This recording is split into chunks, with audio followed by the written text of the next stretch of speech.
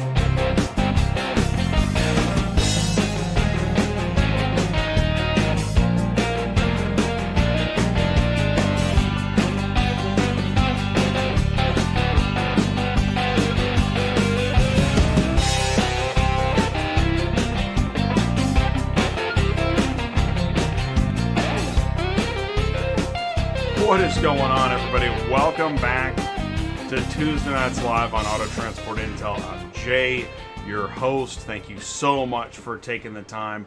I sure do appreciate it. Let me say this.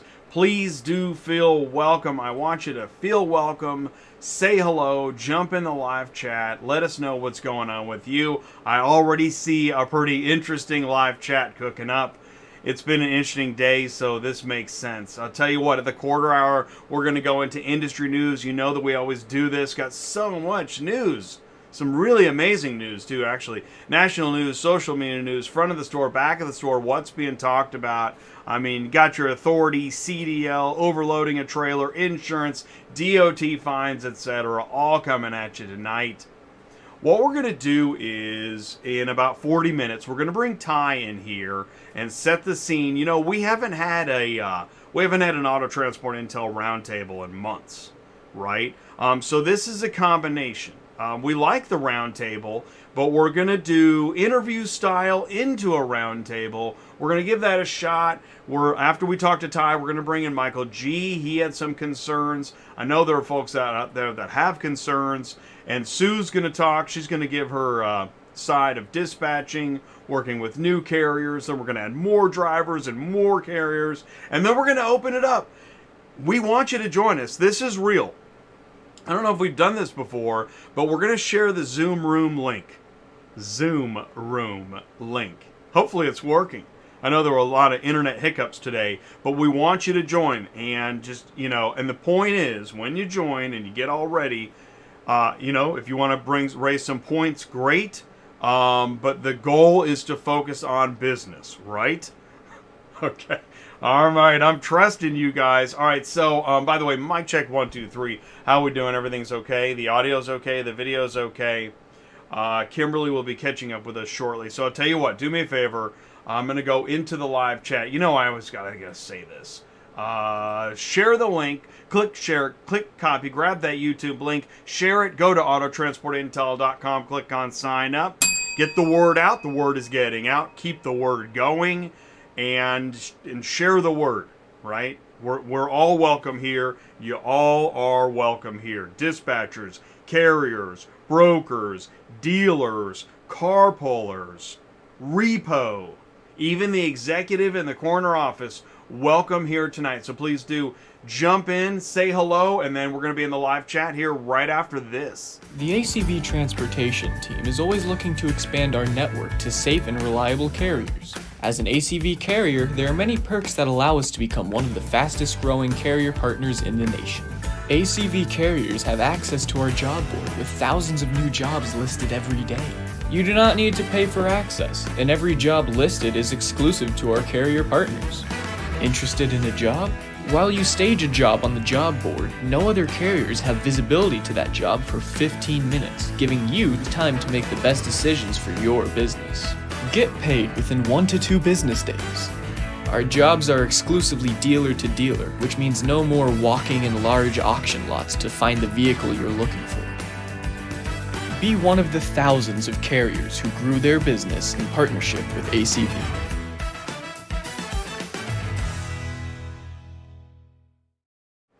Dealer transport, peace of mind, carriers pick up, deliver, get paid on time. Join the nationwide network at acvauctions.com. There it is. It's in the live chat. Thank you, Kimberly, so much. Awesome. acvauctions.com/ATI.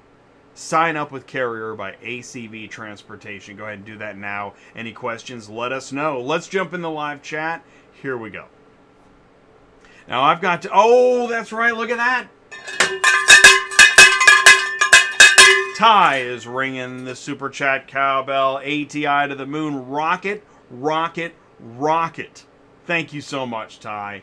Ty is up in here first tonight, and we sure do appreciate your super chat contributions to the channel. We have a lot of work to do next year. Actually, there's a lot. I was looking ahead, and so that's going to come in handy. Thank you so much. Wait, Ty, your travel? Oh, Ty's going to be... Oh, okay. Let's see. First in here tonight, John Cochran. Hello, everyone. What's up, John? John's got vehicles in the news.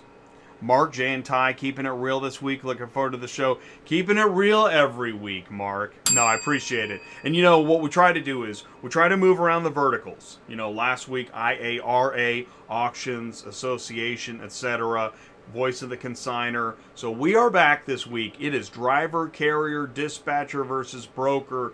It is full-on Lucha Libre. Oh, Kandy's here. Yes, I said Zoom room. But it is a zoo. Absolutely. Lucha Libre. Chris Chamberlain. Hey, everyone. Looking forward to the show tonight. Thank you, Chris. Thanks for showing up, as always. Do appreciate you. Chris is part of the core. What's going on? Life with HSD is in here. All right. What is going on? What is happening? This is going to be a great show. Waiver. Anything you see is part of the ecosystem. Okay. Pirate Eye. Sup, folks? What's up, Pirate Eye? Thanks for tuning in, saying hello. That's so cool. There's Sue, Murphy Auto Transport Services. Hey, what is going on? Sue is in here, too. Joe Bercari's in here. What's going on, Joe? What's up, Joe? Yeah, man. We got to get lunch. Lloyd Vanover. Hey, hello, everyone. It's Lloyd with River City Services. There you go. Lloyd's showing you how it's done. Go ahead and put your name, put your company, put your trailer capacity. What are you looking for? Where are you picking up? You know Sue can't help it. As soon as you tell her what you're looking for, she's going to start searching. She hates me. Ann's Transportation. Hey, what's up? Can't text, but I'm here. All right. That's fine. Thanks for saying hello. Marco Major, what's happening? Good to see you in here, man. That's cool. McAllister's in the house. Dennis Burgess, what's going on? Saying hello. Thank you, Dennis. Silver Mint, greetings from mile marker 22. 22 I-88 New York. Nice. Thanks for the information. That's cool. Yes, they will eat your lunch if you let them. They certainly will. In fact, not only will they eat your lunch, they'll do it for $50 less. Not too fast, Eddie. All right, so it's 8:11. By the way, mic check 1, 2, 3. We're okay. The audio's okay. Looks a little bit hot, but yeah, I like it medium hot. Not Thai spicy. Okay. Carlos is here. What's going on, Carlos? All right. Yep. What's the big news today? Central Dispatch was down. That's in industry news. Is it back up? Are you able to even see me? Are we live? Amazon Web Services, great with packages. Internet. Maybe. That's terrible. That should be a tweet or a TikTok. Pretty sure that's a TikTok. What else do we got here? Yeah, so, okay, so we're good. We're live. The audio's good. We're coming through. Great. Or not, depending on how you look at things. Yeah, and so share your information. Say hello to each other. We got Lloyd's going to be up in here. Who all do we have up in here tonight? We've got, yeah, because I didn't put all the names. We've got, okay, Ty, Michael, Sue. Yep, John's going to be here. Lloyd's going to be here. Darren's going to be here. Lawrence is going to be here. Candy's going to be here. We got Lionel and Linda with insurance. Brian Riker's going to make it in here if he's got time. And then after all that craziness, that's when we'll open the Zoom room. We could go a little bit late tonight. Oh, you like Thai spicy? Spicy Thai, as he's known at some of the trade shows. Okay. All right. Okay. Just kidding. That's a JK. We got a big JK on the scene. All right, I'll tell you what. After this, we're going to go into industry news. Stick around because we'll be right back. Transport Auto Quoter is by far the leading auto quoting software on the market and the only auto quoter with a pro version that comes preset with accurate pricing for anywhere in the U.S. So you don't have to worry about it. The best part is that no change with your current software is needed. Just plug TAQ in and start booking jobs. Carriers can easily plug TAQ into their current websites and start making money right away. I bet you're wondering how we do this instantly and accurately 24/7. Well, constant analytics is the key. Our Price Watch team is constantly monitoring current market conditions, paying close attention to seasonal and quick-moving industry changes. At the end of the day, it takes a lot of time and data to maintain good pricing, time that most of us just don't have on a daily basis. So free yourself up. Using TAQ Pro is really a no-brainer. Save time and money, maximizing your leads and optimizing your online investments. You'll finally be able to sleep well at night knowing that TAQ is on the job selling for you 24/7. Never missing a potential job.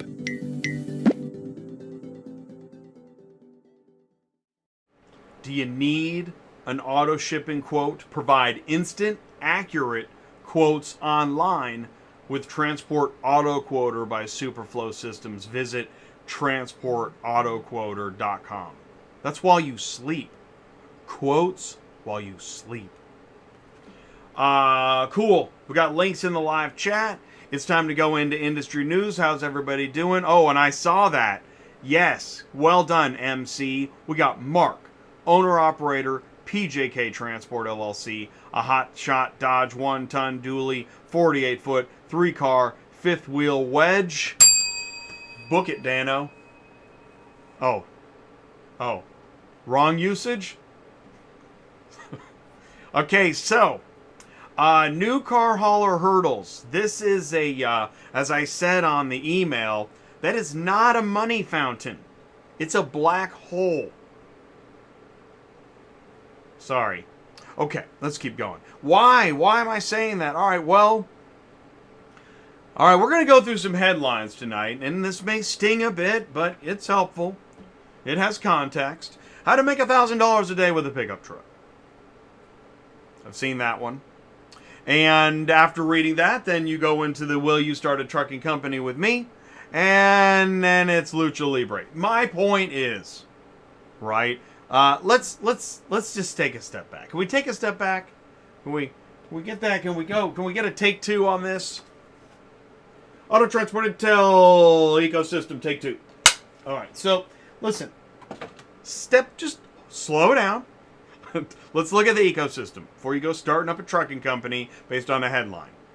You got OEMs, auctions, dealers, shippers, services, brokers, carriers, equipment, regulations, and loads. There's a lot to it, right? You guys know this. I'm preaching to the choir, but humor me. And so tonight's show, we're going to work on focusing carriers, equipment, regulations, and loads that apply to auctions, dealers, shippers, brokers. You get the point.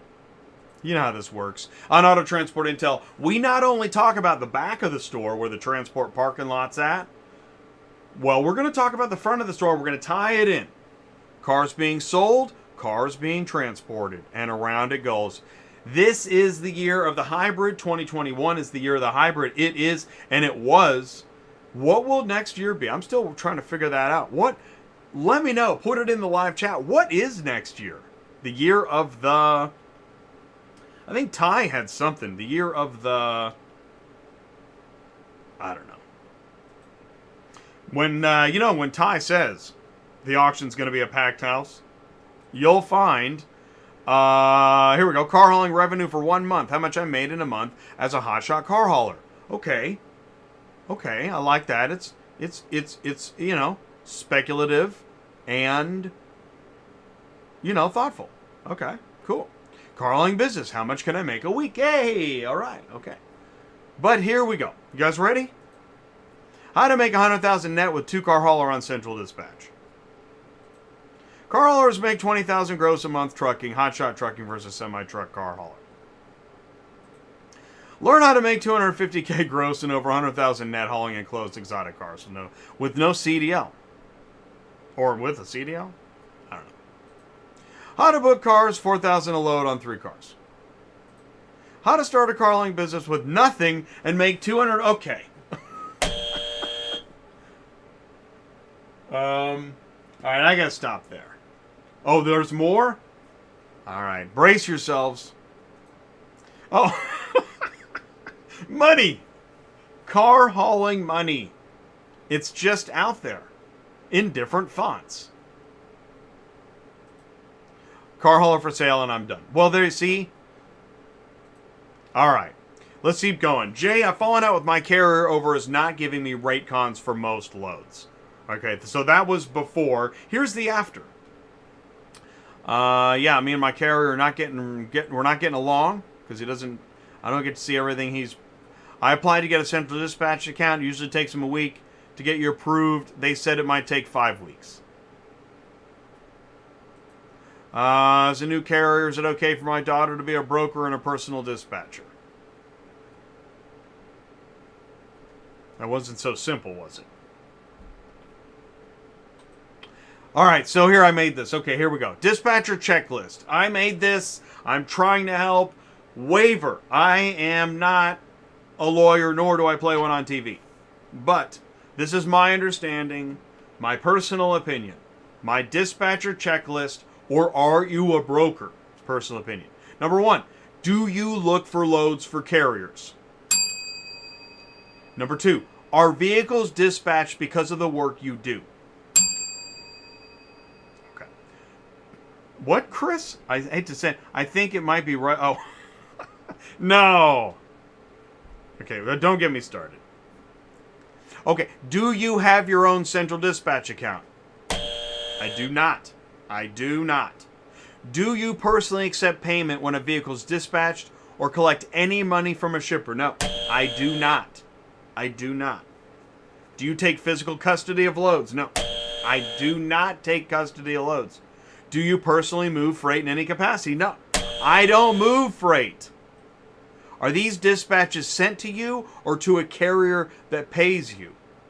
They're sent to the carrier that pays me. Do you get paid by people or entities paying money to ship vehicles? No, I do not get paid by anybody but the carrier. Would you say that you book loads for carriers?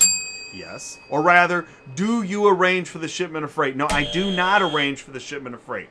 So if you answer mostly no and carrier, Oh. Okay, that was no. And carrier, at least once. Here we go. You're not only a dispatcher, you shouldn't need a broker's license because you're not a broker. Did it work? Oh, okay. It's all solved? Oh, wonderful. That's wonderful news. But transporters are not supposed to list cars on Central even if their account lets them.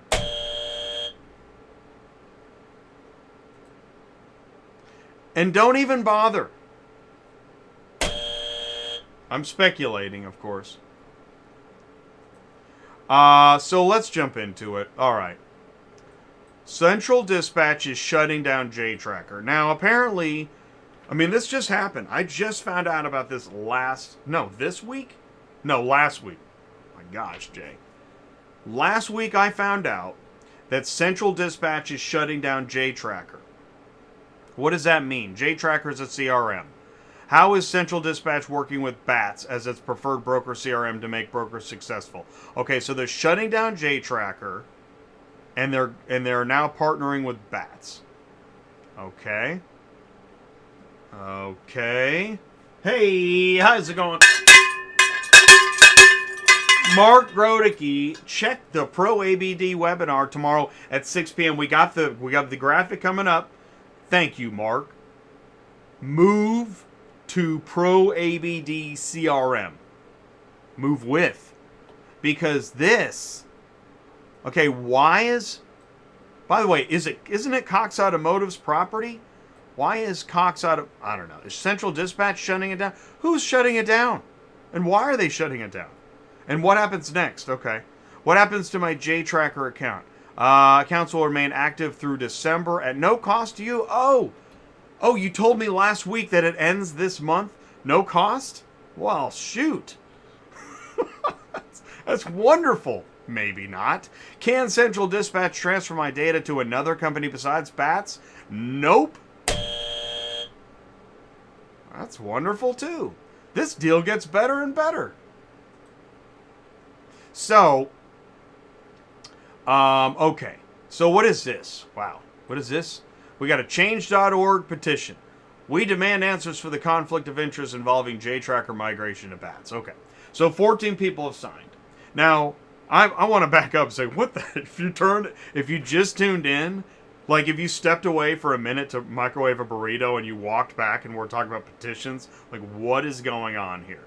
Honestly, this gets a little far and I'm going to stop here. I don't know, but I do know that this little box here, hey, we're going to switch and you got till the end of the month to move your stuff, is not exactly what everybody had in mind. But you know what? I don't know. You know, leads, right? Here's a lead site, livetransportleads.com. You go, you get your leads.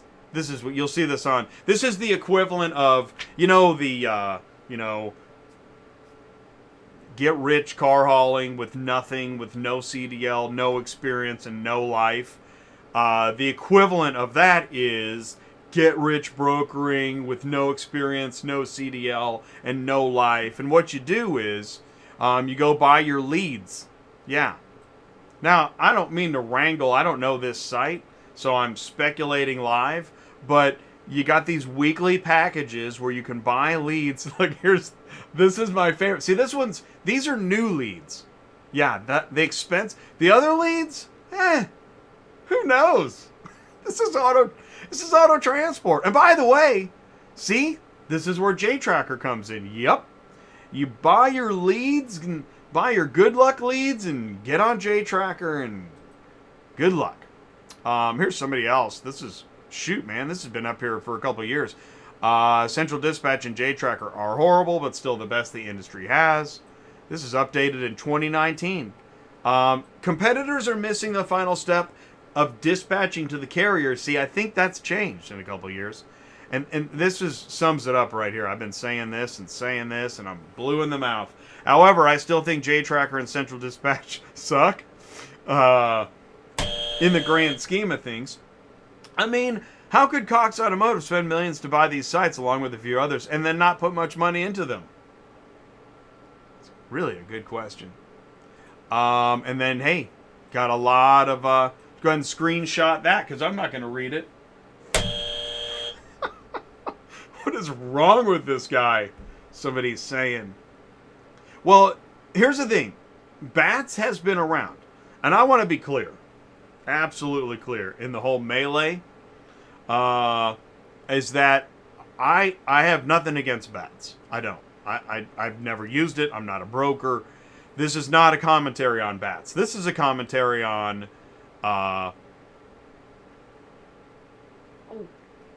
Cox Automotive and Central Dispatch. It is. It has to be.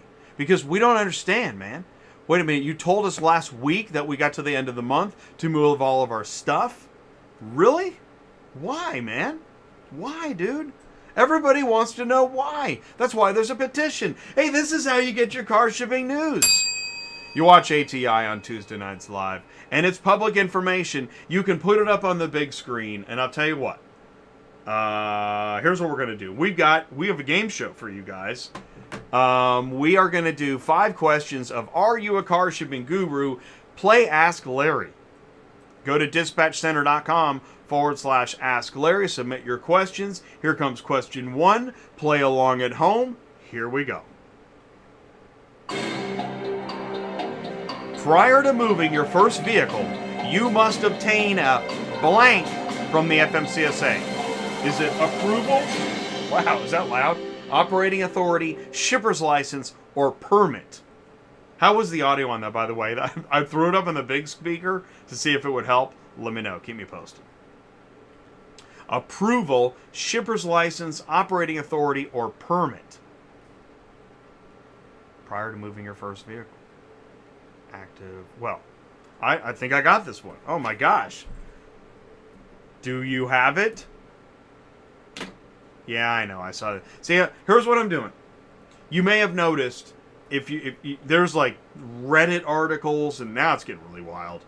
And I'm leaving out. I'm not going into Speculationville. I shared the petition to show the level of passion. But beyond that, I'm gonna go with I know the answer. Anybody else got it? All right, here we go. Question 2. There it is, Richard. Well done, Richard. I'm just gonna go ahead and give a.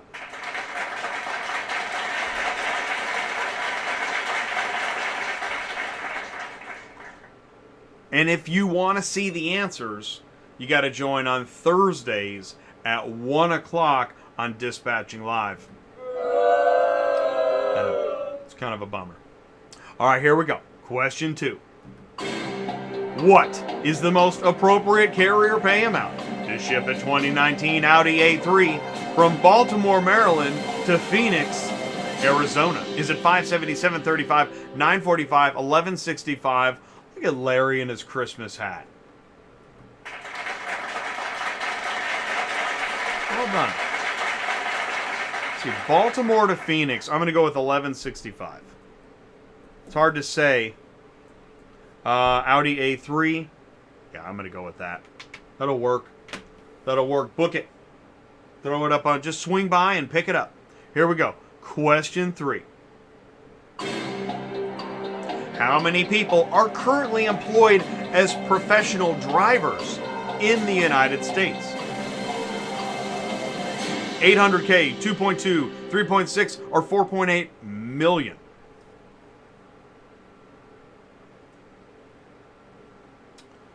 Let's see here. Kandy said Prayer and Worship Remix.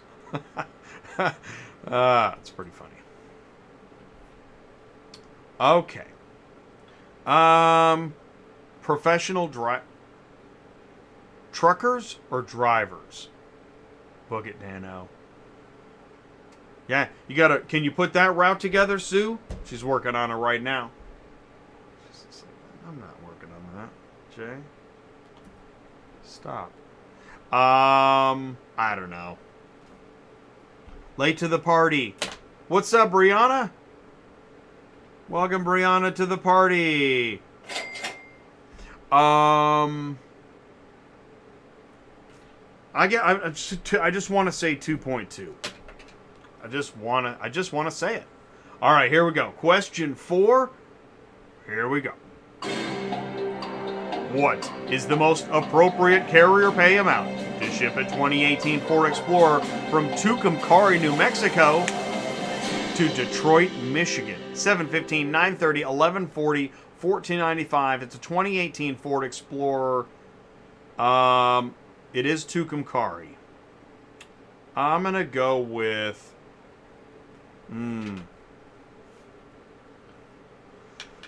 Ooh, that is a hard one. Well, it should be 11:40, but I'll bet it moves for 9:30. Ford Explorer, Tucumcari. Dang it! Sue, what do we do here?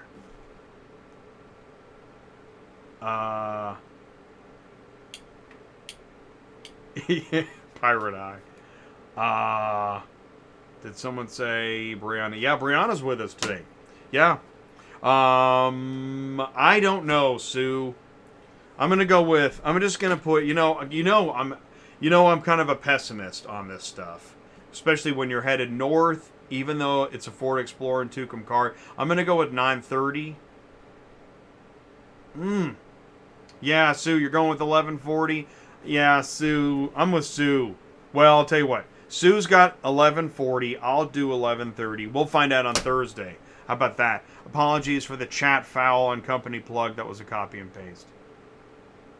Tucumcari? Oh, man. Tucumcari is, what would you say, middle of New Mexico? I know where it is. I've driven through it. I know where it is. That's real helpful, Jay. What are you, the dispatcher? Okay, question 5. What is the most popular color of commercial trucks? Black, white, blue, or gray? And I really think it's white. Isn't it? White? I don't know. Well, something's a little screwy around here. Say, I was gonna do a line from It's Wonderful Life, but I just drew a total blank. Maybe later. Love that movie. When you watch It's a Wonderful Life, take a drink from me. All right, cool. Okay. Oh, Brianna's got black. Pirate Eye say gray. White? Yeah, that's true. Well, are they black? Or are they blue? Yeah, Kimberly's got white. Candy's got white. Yeah, I think white takes it. Woo! Anybody who said white? Actually, that was it. We're going to find out Thursday. Please do join us. Okay, I really do appreciate it. That was really fun. Do me a favor. Go to autotransportintel.com. Click on sign up. Become an ATI insider. Let us know how we can help you. Give us feedback on the show. Find out what's in the ELD punch. We'll stick around. Be right after this. And part 2, industry news, coming right up. Are you completely stressed out from all the calls and the contracts and the verification of loads when nobody answers the phone? Call Murphy Auto Dispatch Services today. Murphy Auto Dispatch Services has over 15 years of experience in the transport industry. We are your office while you are on the road. We book, we verify, and we bill out your loads for you. We have an excellent accounting staff and an even better dispatch team. Give us a call today at 417-273-0021. Or if you want to email me, it's murphyautotransport31@yahoo.com. Give us a call today.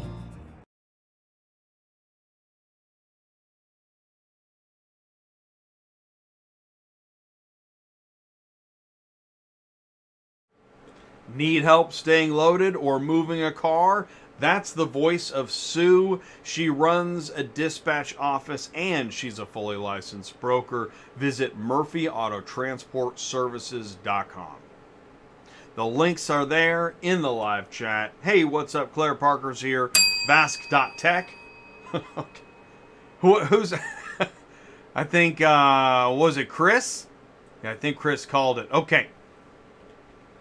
Part 2. Oh, part 2 of industry news. Here we go. Coming right up. Yep. Serving it up. Here we go. This was in the New York Times.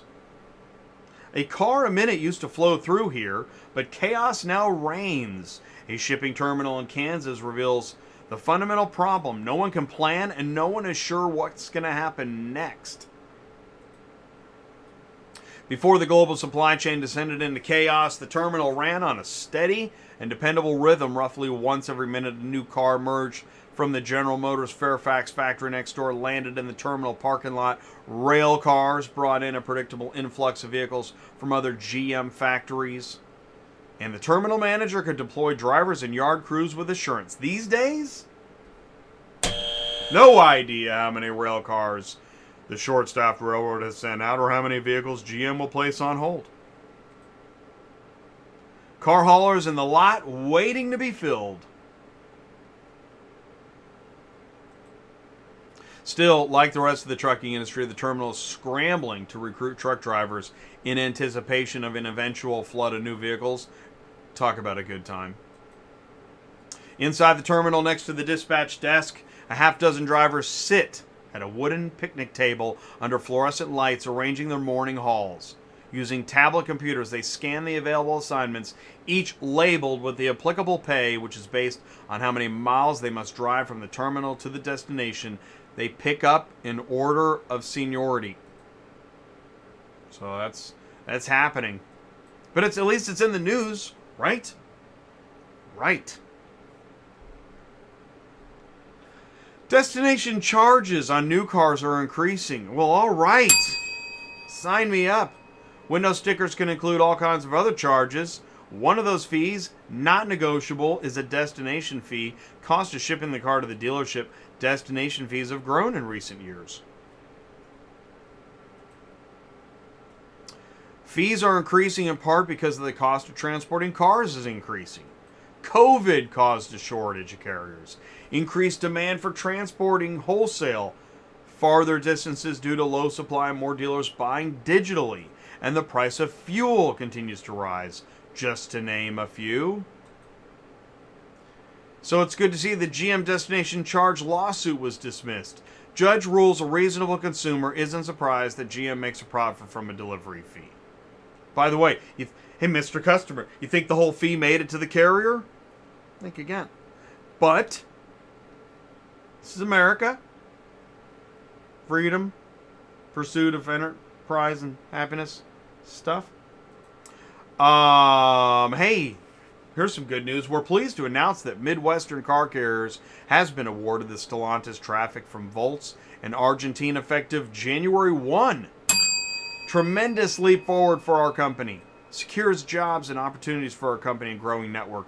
We're hiring 20 more qualified drivers to assist in servicing our growing business in the Kansas City area. It's Midwestern Car Carriers. Check out the webpage, mwcci.com. It's right there. Take a screenshot of that. But can't please everybody all the time. Let's read some of the comments, shall we? Big whoop. Chrysler doesn't pay S anymore and hasn't since the early 2000s. Heck, none of the new car contracts pay S anymore. They keep getting lowered by transport companies underbidding existing contracts to say, hey, look at us. We're growing. Come work for us. I'm almost done. Y'all can have all this C. Oh, congrats. And then so it's big and cheap and you're the lowest bidder. Congrats. Well, that's our industry. Good times. Party on. Supply and demand. Fair pay is a great way to start fixing the supply chain. Oh, you can't read it? Dang it. There it is. I know. And this is where, yeah. This is, when people talk shipping containers, right? They're not talking about auto transport pretty much, per se. But freight, car hauling, right? You know what I'm saying. You know what I'm saying? Sounds like a video. You know what I'm saying? Hanson and Adkins had a photo contest. All right, here we go. Pick the photo. All right, you're going to tell me... Oh, we're going to look at all of the individual large images, and then we're going to see the winner. And we're going to... Okay, is it one? Don't forget. Put it in the live chat. Which one's the best photo? This is the contest. Is it 1, 2, 3, 4, or 5, or 6. I think that's it. I think it's the 6. Let's go back through them. Is it 1, 2, 3, 4, 5, or 6? Now, don't everybody jump in the live. And hey, make room for others. There's people trying to put in their votes right now. There's nobody. Apparently, we have nothing. Thank you, John. Whew, that was a close one. Oh, Richard's got one. All right. Shoo. Do you need to see him one more time? Oh, Ty's got all of them. Ty. Anybody else? I'll give you one more chance because I know the winner. Is it 1? Oh. Is it 1? 2, 3, 4, 5, or 6? Okay, cast your votes. At the end of the music, we will see who it is. Everybody hang on. It's a tilt-a-whirl. It's not a tilt-a-whirl. All right, here we go. The winner is...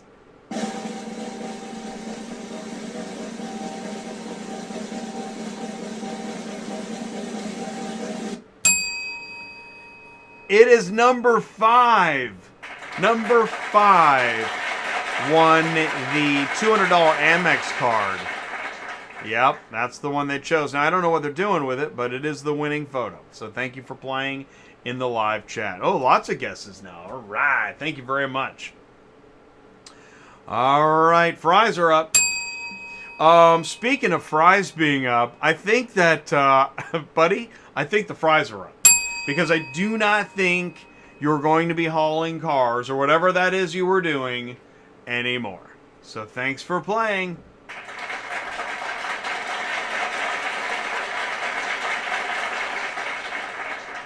Hey, remember how we were saving for a house? Well, surprise. Oh, man, that is hilarious.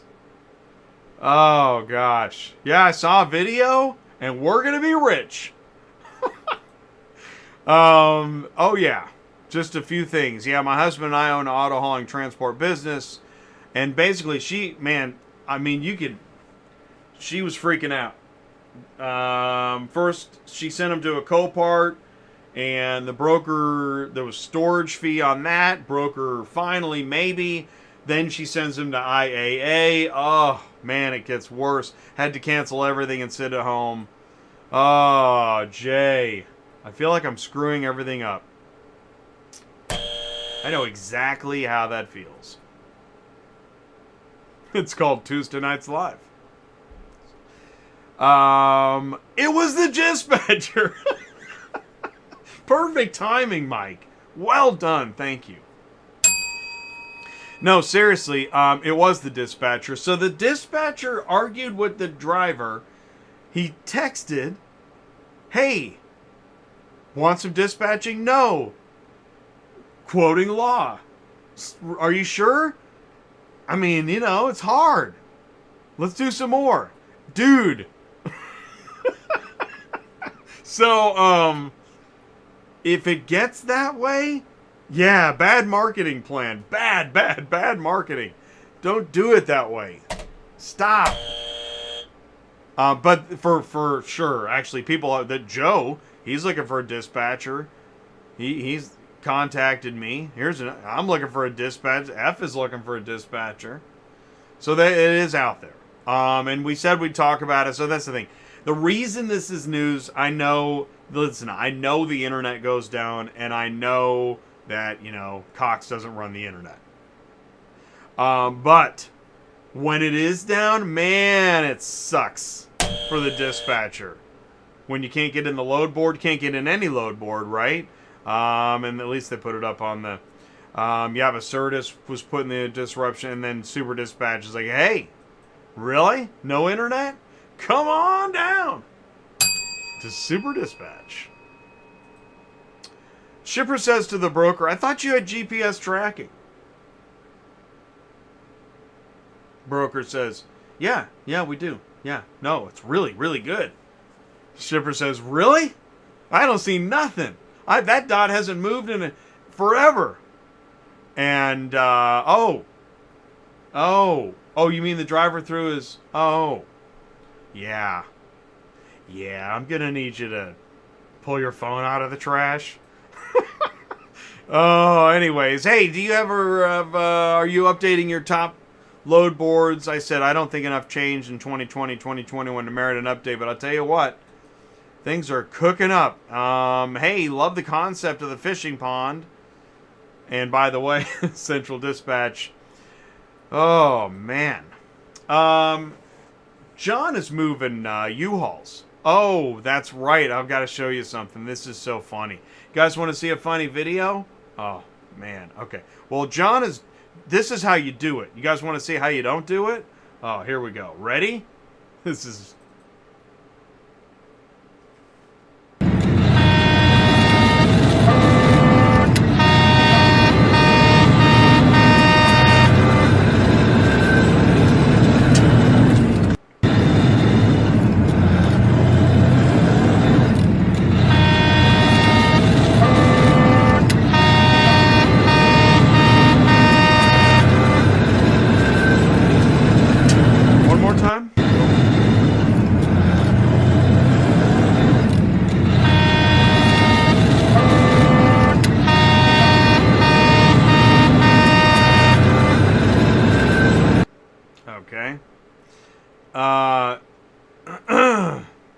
It's not funny, but it gets me every time. All right, fine. What's going on here? What is this?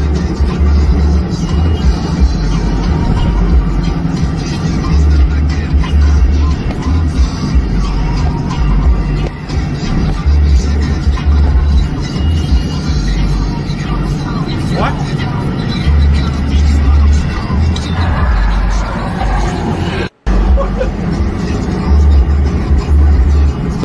Oh my God.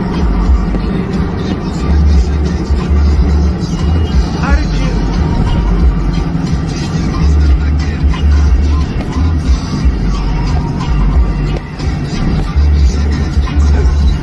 Absolutely crazy. The driver waved. Oh my God. Really? Wow. Holy cow, this is the craziest industry news of the week.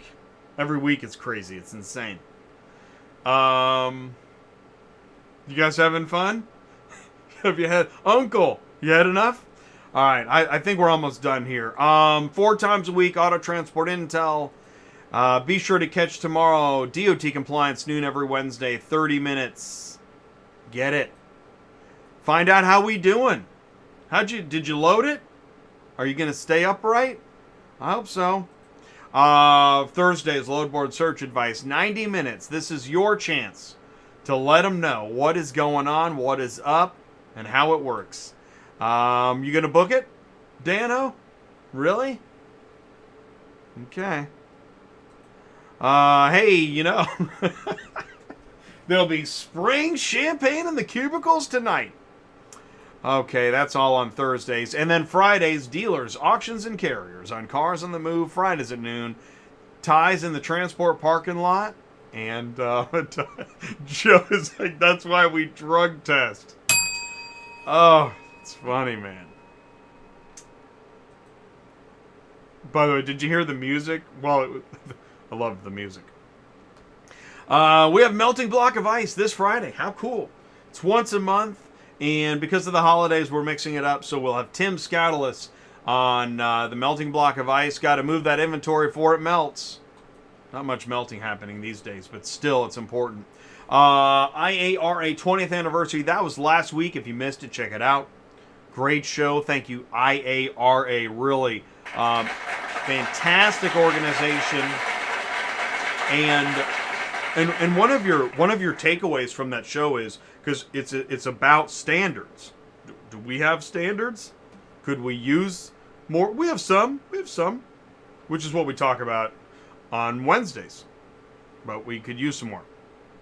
We're going to talk about automotive trade shows next Tuesday night. We're going to try to look at automotive trade shows in 2022 that we're going to go to, that we want to go to. That's going to be a heck of a lineup. Got a lot of work to do. Man, I got my work cut out. I haven't even worked on that show yet. I mean, I know what it's about, but never ends. Never ends around here. And then 2 weeks, move with Pro ABD CRM. Because, hey, man, listen.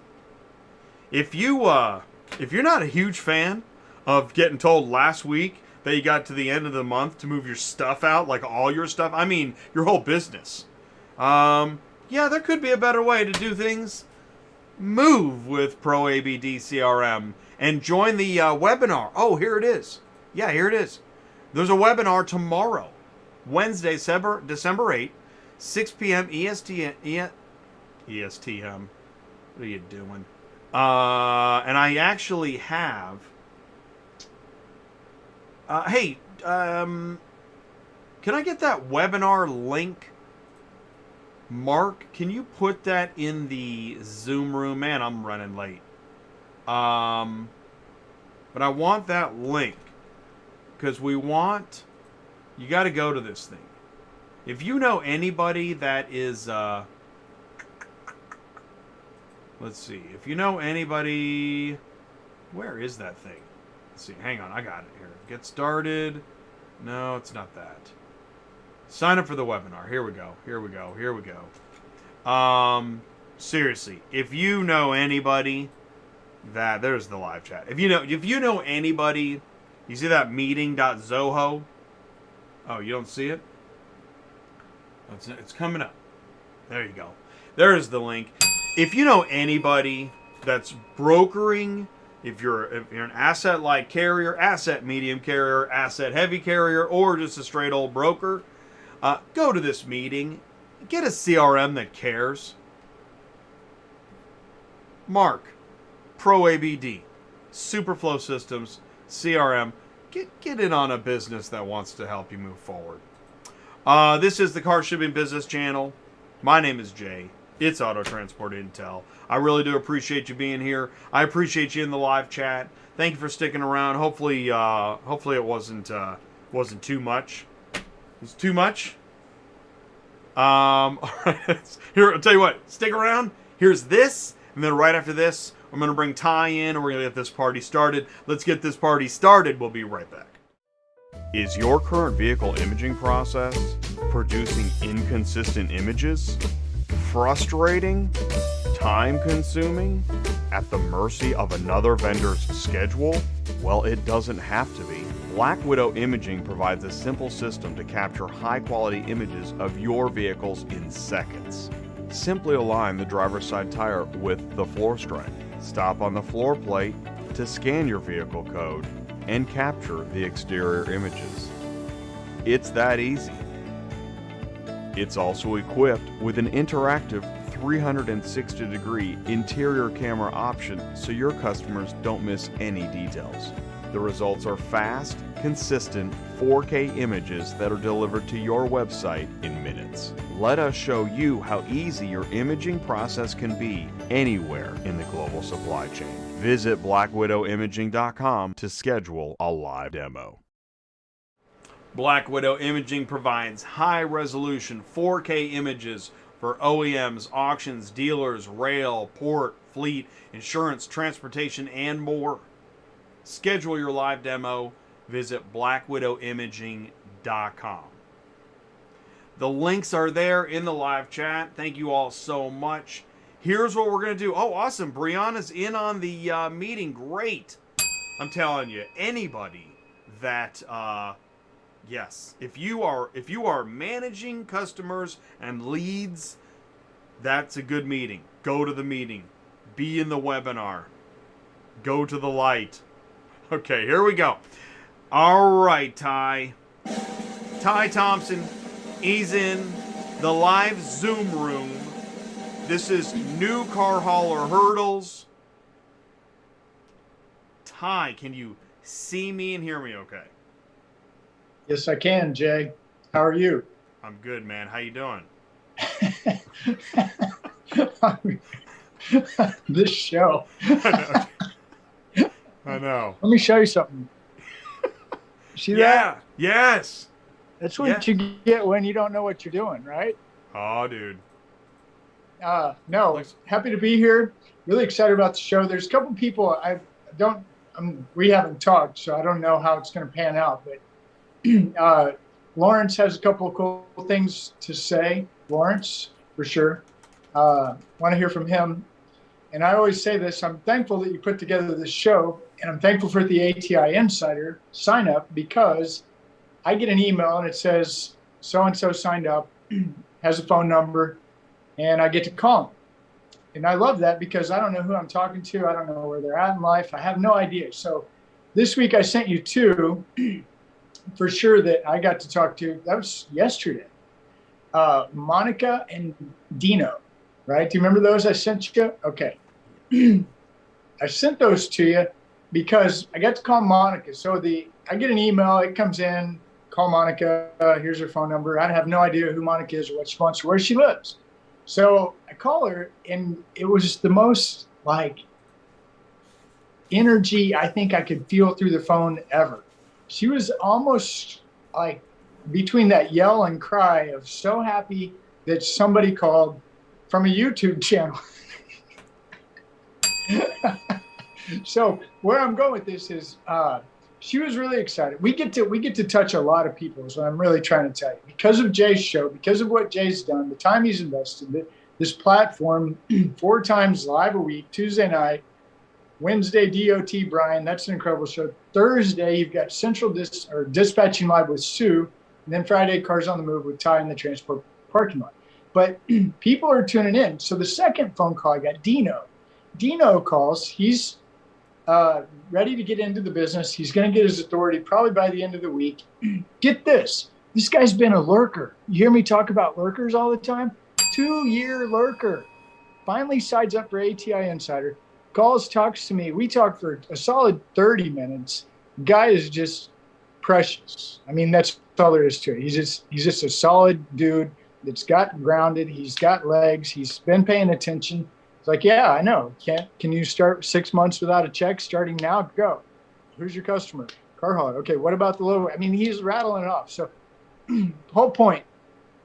There are a tremendous amount of hurdles in this business. We don't even know half of them. I mean, I know a lot on my end just because I had a fleet of 20. I had drivers. I had plenty of things, but I didn't have the internet. And I didn't have YouTube. So I didn't have anybody telling me bullcrap, right? I got up every day and I thought, well, we're going to go move cars. Well, I was thinking today, I used to move cars for literally $50 a car for about a 75-mile run. And look at how I grew that from $50 a car for a 75-mile run to $100 per car. It just takes time. It takes relationships. You got to know what you're doing. So as we go into tonight's show, I don't exactly have a clue as to how this is going to unfold, but here's what I do know. I do know there are plenty of hurdles. I do know there's plenty of opportunity. I do know you need to be careful. And go back to the basics, right? Go to any used bookstore, buy a book, How to Start a Business. You'll find in the top 5, I promise, called market research. It's really important. Can this industry support what it is you want to do? Do you even know what you want to do? Does anybody where you live know what you want to do? Right? Relationships, networking, market research, some fundamental things. But yes, there's plenty of opportunity. And if you don't want to start your own business, we know some of the people at Midwestern car carriers. And guess what? They just got a big contract and they're looking for drivers. So we can start there. But point being, Jay's done an incredible job building this platform for us to be able to come here, share our stories, share our thoughts, share our hurts, share our gains, share our pains, all those things that we encounter in hauling a car from the car being born to the car going to the scrapyard. There you go. Amazing. Thank you, man. Thank you so much. Yeah, I don't know how this is going to go either, so we're just going to keep moving along because we're just overloaded, but I do that, right? I overbook the flight, and then and we take off, and we'll land eventually. All right, so here's what we're gonna do. We've got let's see, and jump in the live chat. Please do say hello. Feel free to say hello to this. Okay, here we go. We're going to bring in Michael. Now, Michael is, I think he's calling in. I think he is a carrier. And I want to say this too. Yeah, shout out to Monica and Dino. Ty said, make sure you give them a shout out. That's so cool. And it's so cool. I love that you spend all the time talking to folks and working with them. I've seen it at the shows, right? We're at Used Car Week. We're in the room, and he's like, hey, I just want to call him. It's amazing. Thank you. Hey, Michael, can you hear us? Yes, I can. Awesome. Can you hear me? Michael, please say hello to the audience. We can hear you. Please say hello. Tell us a little bit more about you, and tell us what are we doing here tonight? What are we talking about? Well, for myself, I was just laughing on all these videos and images and everything. Well, we are a new brokerage company in the industry, waiting for the central dispatch to just start working and doing their jobs. As you already know, I sent you some emails about that. So yeah, that's where I'm at right now. And I'm, I don't want to say a lot of bad things about him, but probably later on we might discuss a lot of these different boards. But yeah, they're using their monopoly in a very bad way. So do me a favor. All right, and I appreciate that. Is that I've clearly set it up. I mean, there are a lot of folks gathered around the moat upset with the ivory tower. And so here you are. So are you a new transporter? Yeah. Okay. And you are waiting to get signed up? Yeah, like we are waiting already 25 days. On the website, it's displayed, it should take 7 to 10 days. Now, a lot of applications they've received, so that's the excuse. We will see. They're now saying 4 to 5 weeks, but who knows? And what's interesting here, Ty, is that so he's talking about the load board, right? Talking about Central Dispatch load board, and he's talking about getting signed up, which is really, this is really common. I think this is how most folks get signed up in auto transport. It's right, get a truck, get a trailer, get a load board, right? And Sue's going to join us in a minute, because when I told her this last Thursday, she's like, nah, that can't be true. But you're waiting, aren't you, Michael? Yeah. Still waiting. Did you get anything in the last few minutes? Maybe an email or a letter or a check? No. Nothing just came in. No. All right. So we're still standing by. We're standing by. Well, and I don't think you're gonna. I don't think you're gonna get it today because the internet's down and can't even book a load. Ty. Has anybody told Michael what happens once you finally do get on there? Michael, do you know what happens once you finally do get accepted? I did use Central Dispatch, but I don't know what happens right in the first, let's say, 2 to 3 months. What? Oh, you don't know? No, I don't know. I've used it Okay, well, here we go. Live, everybody. Live chat, pile in. What happens after you finally get accepted into Central Dispatch's golden throne realm, whatever you want to call it, heavenly realm, Central Dispatch? What happens once you finally get accepted into the heavenly Central Dispatch realm? Yeah. Tell Michael, everybody. Oh, sorry, buddy, we can't give you that load because you don't have any ratings. Have you heard that? Ooh. Yes, I did. I was watching the videos. Of course, Jay is on it. It's hard for me to believe it. Why? I mean, how can I start if I have to get some loads to get the ratings? I mean, probably about as hard to believe as it is that 7 to 10 days you'll be accepted. And it's how many? 25? 25 as of today, but we will see. I'm still waiting. Did you mess up? Maybe you messed up the application process. No. No? Well, point being, up. here's where it gets difficult. Okay, so remember me getting excited about Jay's show and how everybody calls in and we get to talk about how to start your car hauling company? This is where it gets difficult because this is real. This is where I say, time out. Where do you live, and who sells cars where you live, or who moves cars where you live, or something about cars where you live? Because now we've got a load board that's kind of letting us down, starting to make us wonder, what are we doing, right? Yeah. Okay, sorry. That's good for me. That's good. Okay, I'll tell you what. So let's do this. We know the essential problem on this one, and that is that we're waiting 25 days or so. So let's do this. Let's bring in Sue.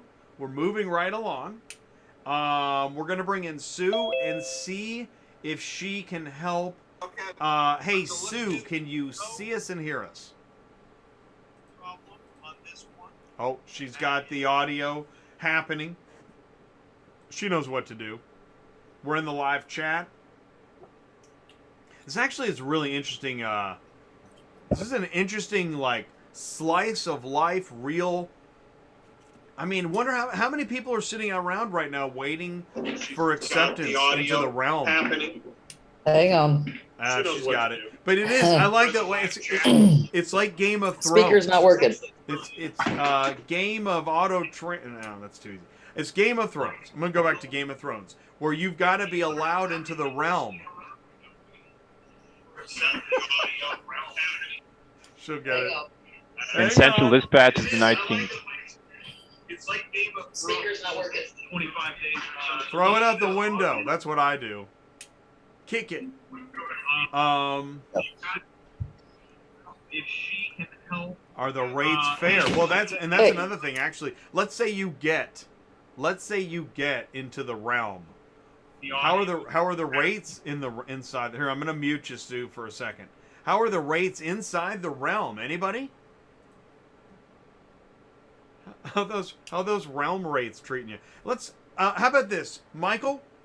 Because you know, at the moment, it's just the Central Dispatch thing is interesting. Have you seen Central Dispatch to log in and look at loads? Have you done that yet?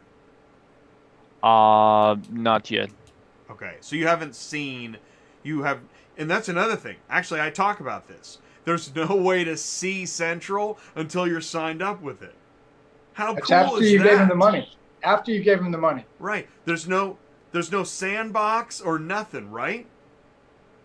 No demo? No playtime? I thought they give you a 5-day free run. That's why we tell everybody 30 days free trial. once you're signed up. After you're signed up. After you're signed up. Oh. I mean, it's not really a free trial at that point, is it? It is. Well, here's the thing is, I realize many subscriptions give you some time to try it out. But here's the thing, if you're a carrier with the MC Authority and the DOT, what are you going to decide you're not going to do it after 30 days?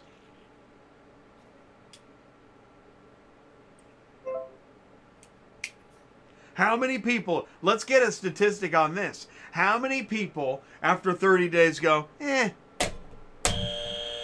going to do something else?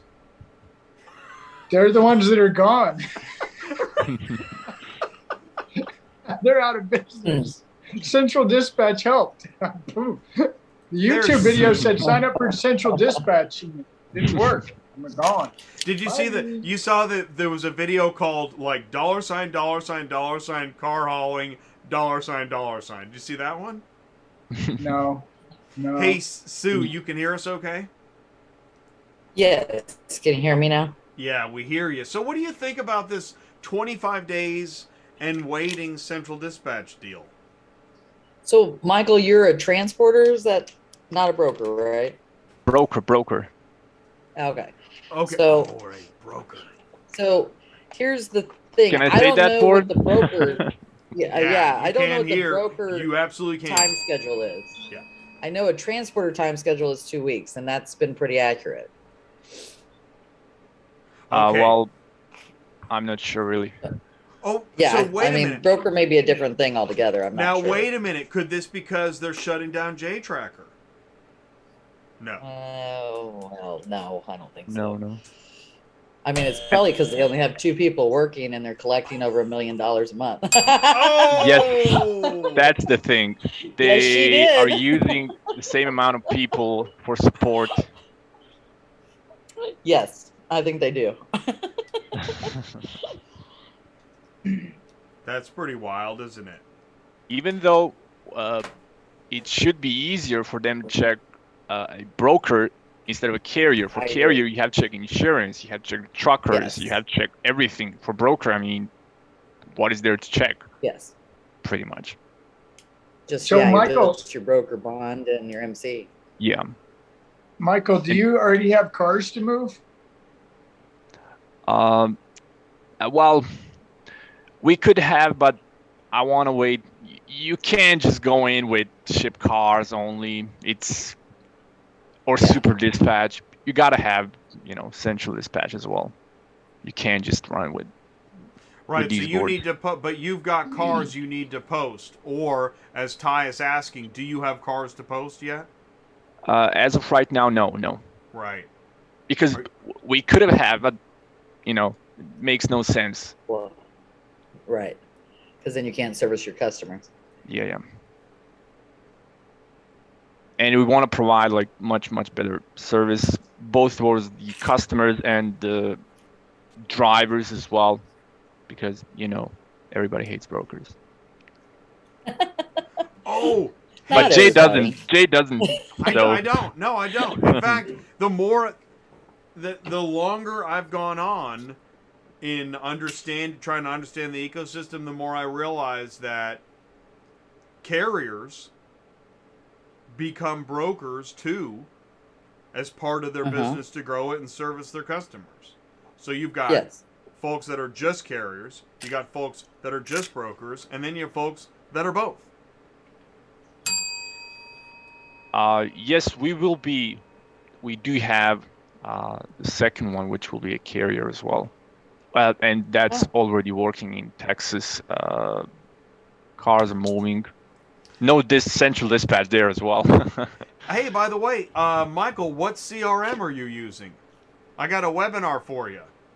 Yeah, I've seen that. We will be there. As of right now, we will probably, as of right now, BATS is the one.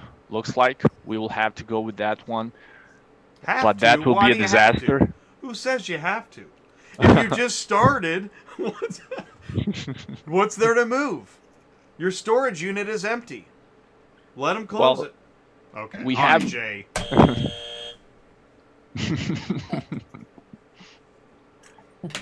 Right. We do have experience with the J tracker, so that's why. Oh, okay. Yeah, well, it's So- not. Yeah, go ahead. Ty, please. Sorry, but Take it I'm away. sitting here thinking, man, I know we got a lot more people. I want to know what Sue knows. What are some hurdles Sue has or knows? With The being, car carriers. with being a broker or for carriers? Why don't we go carrier for now? Is that cool? Yeah, that's fine. Well, like when you're first starting out, a lot of people don't do the background check of what you need to do. And like a lot of them don't know about consortiums. They don't know that you have to, before you even put your driver on the road, they have to do a drug and alcohol test. I mean, there's a lot of things that you have to do to check off boxes to even get on the road. And even one of my drivers that had been on the road for a year, he hired a CDL driver and didn't realize any of that stuff. And then he got fined like $4,000. So there's stuff you need to be looking into before you actually get your truck going. Before you even sign up with Central Dispatch, there's boxes you have to check and follow. And there is a book, it's called the FMCSA regulations, but nobody reads it. Wish there was something else that was just real simple, like boom, boom, boom. These are the things you need to check off and do. You know what I mean? Brian Riker knows that book inside and out. That guy he's got it memorized. Wow. But Oh, you're yeah. right. So But we would call ask how many Sue might- transporters do, though. Yeah. So Sue, you might say regulations is a big thing, checking boxes before we get started. That's something that you Yeah. see a lot. Okay. Yes, And absolutely. those are the things. Besides See, truck, so this trailer, is, driver. to me, this is where it comes into knowing who you are, right? If you know you're that kind of person that can sit around for a day and a half or 3 days and read all the checks and the I's and the T's and Yeah. I mean, if you're cool like that, yeah, go for it. But if you know you're not, that's where it might be better for you mentally, spiritually, emotionally, even financially to pay somebody to do that. And, like Brian, I hear Brian say this all the time. I'll take your money, but I really want you to know at least what we're doing. Right? I mean, have you heard him say that, Jay? Right. Oh, yeah, no, he'd much rather, and that sums it up for everybody here. He would much rather you know what you're doing than collect some money from you. Yeah. Yeah. Yeah. Yeah. But, That sums it up for all of us. Yeah, but the reality is, it's like, all right, well, I just need the highlights. I don't want to get into the, I can't even think about it. Yeah. So anyway, okay, that's a good one. Yeah, Sue's I going agree with with you. regulations, consortium. What is a consortium, Sue? It's a place that actually helps you make sure that your drivers are drug tested and alcohol tested randomly, and they pull you in when you're supposed to, and you got to follow whatever they tell you to do, because if you don't, then you can get in really big trouble. Man, you thought ELD They usually was give a you pain. 24 Yeah. hours. Man. Yeah, exactly. Yeah, Wow. that's another one. ELD, you got to have that. A lot of people start out, and I don't know if everybody knows, but all the ELDs are backed up. They're waiting like a month or two before they can even send them out to new drivers. So if you don't have that, then you have to have that permit from your ELD company just to be on the road. And it's only good for a certain length of time. So if it expires, you've got to call again and redo it again. Oh, I've heard that. Yeah. Which also means you have to use a paper, book instead. Which Jay, why aren't you I know slamming people that? don't like, but- So you got Thank you. ELD, clearinghouse. Hey, is it John? Are you here, John? No, John's not here yet. It says Let's see here. connecting. Who is that? That's not John. Okay. So John. Oh, there's me again. John Cochran. I'm bringing in John next, or Lloyd. John or Lloyd. It is. I'll tell you, it is hard to coordinate the driver schedule with the live show. It's tough. It is hard. We Very tried. tough. Well, hey, It while is we're hard. waiting on somebody, I'm going to Yeah. go ahead and, if it's all right, Yeah. is it okay if I, one of the things too, hurdles, okay? Yes, hurdle. That's what we want. Hurdles. Yes. Okay, so our friends at Midwestern Car Carriers, Randy, Ed, Joe, okay, Midwestern Car Carriers got the new account, looking for drivers. Okay, they have some hurdles. They're a big company and they've been around a while, right? This is, so when we're talking about hurdles, yeah, primarily we might be talking about the new guy wanting to get in the business or the broker who hasn't been able to get his central dispatch account. But as a whole, it doesn't stop. Do you see what we're saying here? It doesn't stop. When you get into this, you're either in or you're going to be out. There's no middle. Game of Thrones. Yeah, I've never It watched is, right? but It is. sounds like. So where I was going with this was when Lawrence comes in here. Lawrence is, I love Lawrence. You guys know I love Lawrence, right? Lawrence went with me to, what was that? San Antonio and Detroit. Yes. And there's John. All right. okay, go ahead and bring John on. Hey, John, please say hello. You can. Hey, you hear everybody. Yeah, say hello. Yeah, I Tell can us a hear bit more about Hey. you and what's going on. Talk about some of your hurdles. I think my biggest hurdle was these ELDs. I was always trained on the paper logs because I drove buses and other stuff. So these ELDs are a joke to me. I always have problems. I always have to re-edit and fix them. It's annoying. I'm gonna throw it out of my truck if I have to. But I got stopped in that personal conveyance once because I loaded up and I was leaving Chicago, and I was driving south to get a hotel. And the way I understood it is that could be all right. Well, I got all the way down to Georgia and I got tagged and put me on a 10-hour suspension because he said I used it wrong. He says you can only go backwards, you can't go forward. I said, well, I'm going to a hotel. What's the difference? But because I went forward like 20 miles, so I was like, well, I was trying to get out of Chicago. You've been to Chicago? It's a joke. So, but other than that, that's my biggest problem. I don't like those logs. Loading the vehicles, I don't have a problem with them. Strapping, I don't have a problem with any of that. It's just these stupid ELDs are a joke. Right. Sorry, so my opinion. No, and that's what's interesting. It's not the labor of the job that brings you down. It's all the regulations and junk. Regulations. That's why I let Brian talk about it. Yeah, I agree with you. And then one time I kicked the thing and it fell out. I didn't know it, so my ELD was all messed up. It said I was driving and wasn't connected. It was a joke, but whatever. But I enjoy auto transport. I've been wanting to do it for years. They're trying to get me to get that big semi 8-car hauler. I'd rather do that. I like doing the hot shot. It's quick and easy. 3-4 cars, I'm gone. I'm good. Yeah. Hey, how are you getting? Where are you getting your loads at? How do you stay loaded? I'm right there with you. I'm working with another guy who dispatched for over 2 years, so he hooks me up with the loads. Awesome. Yeah, so he doesn't have anybody who has a CDL. He's got non-CDL. So when I got in, he's like, well, if you got the Class A, I can load the heavy vehicles for you. And I was like, yeah. So that's why everything you see, I always have vans or trucks. I've hauled 3 of those big monster truck type things with the balloon tires that are like that big. Yeah, so. But. Nice. It's cool. In fact, the U-Hauls, they're going to take 2 more U-Hauls in New York tomorrow. I unload in Florida tomorrow morning, and they want me to run 2 more U-Hauls to New York. So. All right. So here's a question: What do you think was the biggest unknown that affected you? Maybe cost you money, cost you headaches. Insurance. That you wish you'd have known. It's the insurance. Insurance is the biggest one.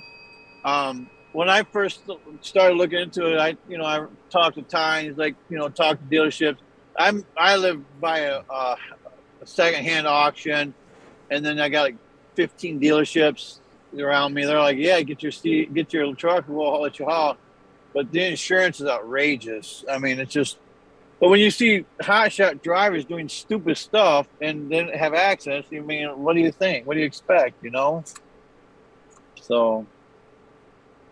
But that was it, I think. But so once you get settled into insurance, then it's workable. What do you think of what Michael's talking about with waiting on central dispatch? That's on the broker side. How about on the driver side? Did you have any trouble getting signed up? No, I didn't have trouble because like I said, I'm working under somebody else's MC because he's on central dispatch. So gotcha. I really haven't had to deal with that yet. So. What about choosing your truck, trailer, equipment, yeah. I was born and raised Ford, but when I was talking to a lot of people, they were saying the Dodge is probably the best one. So I went with the Dodge 5500 and then the low profile wedge because I can haul all the vans, the tall vans. You got the wedge where it's up top. You can't put a 8-foot van up there where my wedge is only 4 foot off the ground, so I can haul the 8-foot, 9-foot vans. So let's talk about that. Leads us into compliance. When you're traveling, how many states do you travel? Mostly Florida, New York. I went to South Dakota or North Dakota. Okay. With those white Splinter vans. That's the other thing is when you got those tall vehicles, you got to make sure you know what your routes because you don't want to go under a low bridge. I'm constantly watching bridge heights. 411, okay, I'm good. 412, okay, I'm good. Those U-Hauls were 13.6. So naturally I got to watch every bridge and make sure I'm good. So that sounds kind of freaky. Yeah, it is. Are you ready to slam the brakes at any moment?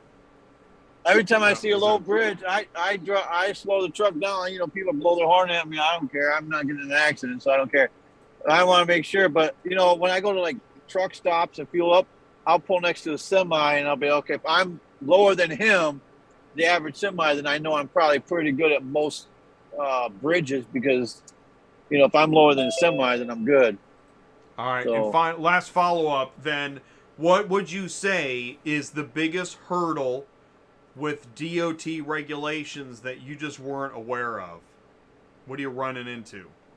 Oh, to drive the 10 hours, because you got to watch your clock. I'm constantly missing my clock. I'm constantly forgetting to shut it off. The ELD is my biggest thing. I'm always forgetting to do something, and then I don't. I mean, a DOT officer can be. Luckily, I haven't had a. Went through a. I got a bypass on a way station through driveways once, and a mobile unit pulled me over, asked me why I went through the way station, and but other than that, it's the ELD logs, I think, and making sure you keep up on that, because that'll hem you up the most, I think. I don't know, but that's what I think. I like it, man. Really good input. I'll tell you what. So, John, here's what we're doing. I've added Lloyd to the mix. Well, we're going to run over. We're going to run late. But please, everybody who's joined, please stay with us if you can. Yep. Michael, you're still with us. Sue, you're still with us. John, Here, you're with George. us. Lloyd, can you see us and hear us okay? Now, Lloyd's going to join in, and everyone in the live chat. We got Hammer Down Driver. Tell him to get a height stick. Hey, it's good advice. Thank you, Hammer Down. ELDs are a joke. Hammer Down is right there with you. ELDs are a joke. Yeah, and they're not going away. And the clearinghouse is ELD 10X. That ain't going away either. So, Lloyd, can you see us and hear us okay? All right, cool. Will you please say hello? Hello, everyone. Hey, Lloyd. And what's the name of your company, and what's the number one car hauler hurdle to you? Well, like John there, I'll agree with him. Insurance. It bugs me to see, like you said, see these guys going down the road and non-compliant and just tearing stuff up. Like, there goes my insurance. Right. You like that ambulance video? Oh yeah, that was something else. That even makes sense. What happened? What is that? I'm amazed it went as straight as it did. That's what I was thinking. It kept going. I've seen some I thought maybe crazy there was stuff. somebody in it, and it was just, this is like a coordinated TikTok, whatever. I just was wondering how far the driver had to go before he realized he had one missing. Is it an innocent mistake, or what? What do you? I think it's inexperience and too big of a hurry. He's out there in the left-hand lane, hammered down, and just looking forward, not paying attention. Ty, is that what you think? Yeah, the trick part though is, was it neutral or was it in park? Because when it comes off, I didn't see the back tires rolling smoke. Did anybody else see smoke rolling out of the back tires? No, I thought that same. I was surprised by that also. Yeah, it just kept rolling like it was in neutral. Like, what the heck? Yeah, so could it have been in neutral and strapped, the strap breaks, and then it just rolls? I don't know. But yeah, that stuff happens. That's car hauling, guys. To be honest with you, I've never had it happen to me, but I've seen experienced guys that I've ran with before that have actually had that happen. Maybe get in a hurry, you miss a step, the phone call ring, the guy somebody's after you to hurry up and get there, and you're hurrying, and it started raining, and then there was a big lightning bolt that came down 10 feet from you and your tie-down bar in the middle of the transport parking lot. Oh, run to the truck, jump in, let's go. And it's dry now. Like it's something like an in-op, and they disconnected the drive line, and maybe that's why the steering wheel may have been locked, and that's why it kind of just kept going straight down the road, even when it bounced the way it did. Like, wow. Yeah, so there's no telling. But again, it goes back to, is this a potential hurdle in the car hauling business? Possibly. Yes. Could be. You got an ELD problem. You got a compliance problem.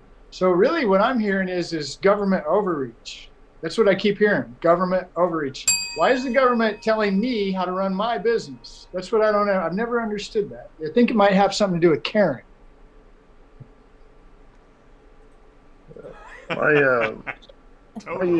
Luckily, my ELD and getting signed up with Central, unfortunately, that didn't take too long. I can't believe, 5 weeks, and even I did get an email, from my ELD provider saying, well, it may take, a month to get something now if you needed to add equipment. So I'm glad I have what I need and not have to go through that hurdle. I feel for the guys that have to deal with that. Yeah, me too. I feel for anybody that has to deal with the government. Oh, snap. Okay. Ooh. Okay, so perfect. So here we go. We're going to keep the party going. We're just going to keep What, adding. you want to This talk is about J-Tracker, Jay, or what? No. You want to talk about the government or J-Tracker? Let's tell see. me. Oh, no. Let's see what Darren Let's go, wants Brandon. to talk about. Darren Or Crown. Brandon. Oh, no. I didn't Okay, say. are we at live chat? I will mute Who said that? everybody. I did not say. No, I did not. Okay, so I plead the fifth. it's gonna get crazy up in here. Okay, so all right, so Darren, let's see, Darren's on the way. Okay, yeah, let's do this. Darren's on the way. You guys, okay, what's another new car hauler hurdle? Go. Well, why don't we recap? What do we got so far, Jay? Insurance, ELD. Insurance, ELD. Did anybody say so? Is equipment? And then we talked about load boards. So we have central dispatch, insurance, Right. and ELD. I think Which we is talked also to. a mixed bag. Yeah. What do we got? Well, we talked a little bit about equipment, right? That was with John. And then we talked Yeah, but about. it wasn't really a hurdle to him, was it? What about CDL? Now that one, I think we Yeah. touched on CDL. That's a good one because John even said Yeah. it. Did you guys That hear is what a John good one. said? He gets to haul the big stuff because he's got a CDL. He said that. Yeah, I did. Something to consider. It's a hurdle. Let's call that a hurdle. Yeah. And I think, Sue, that's a big one, isn't No, it? CDL? No CDL. It is. It is a Yeah. big one. Why is It it is a big for me one, too. Sue? Gotta Well- watch the weight. I mean, do you want to get stuck at a way station for a week? So there's Well, number one. right. Um, It extremely restricts what you can haul. Yes. And since Yes, hauling you're at loads is the name of the 26,001 game, pounds. that's Yes. not I have a question. Is Yeah. it true you can go to jail if you're overweight and have a non-CDL? Probably if you got a lot No. of felonies and warrants attached to your driver's license, you could probably go to jail Yeah. pretty quick. Somebody was I telling would me say- that If you if you're overweight, okay, let's say if you're in a Hotshot under 26,000 and they get you say 27, 28,000, it's really an overweight ticket. It's not operating without a Okay. CDL. It depends on what the truck That's is. all I've ever gotten was a ticket or shut down. Right. It all depends on what Yeah. your truck is rated for, and that's it. They try and get you for not having a CDL, but you're not driving something that requires a CDL. You're just overweight. Oh, okay. Glad I got my CDL. True. Yeah. By the way, so a Yeah. lot of the new guys that call in and want to know should I get a CDL or not. I used to say, well, we can do whatever. Now I tell guys, you probably should just go ahead and get your CDL and get over the whole question mark. Yeah. Because what is it we know, Sue? We know a 1-ton and a 3-car trailer is a sitting duck for a DOT guy, right? Yes. John? Absolutely. Well- Lloyd's saying yes. John's saying yes. Who else Yes. is in here with a 3-car hauler saying yes? Well, you look at a lot of these trailers now, they're downrating them, especially like a 2 and 3 car, downrating them to where they can fall underneath that 26,000.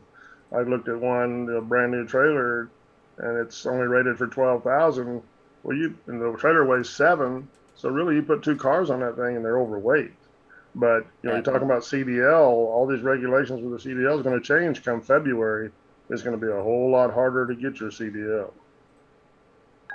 Well, that's good because what do we have? CDL driver shortage? Is that what the narrative is this week? Or was that last week, Jay? CDL driver shortage. Well, that's the interesting thing in that New York Times article was they're caught in a real problem here. They're losing drivers, but they know they got to stay ramped up when the levee breaks, and then right they're like, well, get everything moving. Well, we don't have anybody, boss. Why not? Because we didn't have anything to do. Yeah, well, I don't care.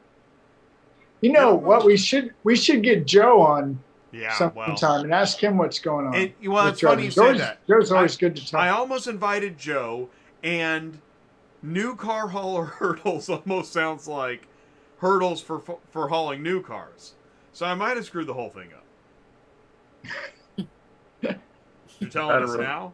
Matter of interpretation. Well, that's the way they do it on Auto Transport Intel. So, all right, so here's the deal. Invites have gone out to Lawrence, Darren. We didn't invite Brian yet. Let's do that. And then what we'll do is, here's what's probably going to happen. We're probably just going to go ahead and open the floodgates, since we're in the fourth quarter of this football game, and let anybody random jump in. Are we ready for that? Are you guys ready for random jump in? I don't know what'll happen. Let's do it. Dude, I want to do it.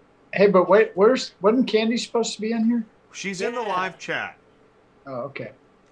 She's been invited, and she may join. Here's what we're gonna do. I'll go to camera one. Okay, here's what we're gonna do. We got I got some. Oh, here we got somebody joining right now. But we are gonna open. Oh, Lionel's joining us. We're gonna open up the Zoom room. This is, when I say Zoom room, I mean this live room. I'm gonna share the link for this live room in the live chat soon. So if you want to jump in and say hello and share a car hauler hurdle, that opportunity's coming. But we've got Lionel. Lionel, can you see us and hear us okay? He's got his mic lined down, but he can hear us. There we go. He had courtesy mute. All right, Lionel, please say hello. How's everyone this evening? Yeah, hey man, what is the biggest new car hauler hurdle right now? You got to be kidding me. Which category? Let's go with money. That's right. Well, Ty will tell you this. Most of the guys that we talk to, it's just about having a reserve of finances just in case something goes wrong, because most of the guys go out here under the concept that, hey, what's going to happen to me? But guess what? Tire will go out, lug nuts will break, truck will go down. It's gas costs money. It's like $1,000 per week per dually when you go out there, and the guys don't realize it's going to take 3-4 weeks to get paid. So you're back $3,000-$4,000 already in the hole before you even get your first check. But those are all real things. Those are all real things. One more time. One more time on the fuel there, Lionel. Yeah. That's a good one. One more time with the fuel. Your gas is running you about $1,000 per week. And with that doesn't include tolls based on people running turnpike and the other byways that have the tolls. It's, just to go from Pennsylvania from Delaware into Maryland through Perrysville, it's $48 with 3 axles. So, I mean, how'd you like to run 100 miles and pay that toll? Yeah, how would you like to book the cars off Central Dispatch and not know that when you get there?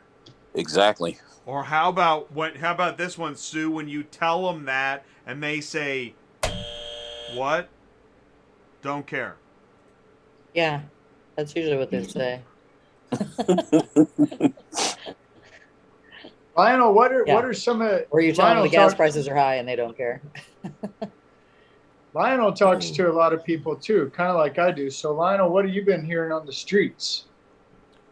Well, on the streets, most of the hurdles are guys are just trying to supplement their loads, kind of like going back to a lot of the stuff that you were saying, Ty. Just build your relationships, because supply is very short between the car dealerships now. But for those who have the relationships built and are in place already, those are the ones that the dealerships are still calling.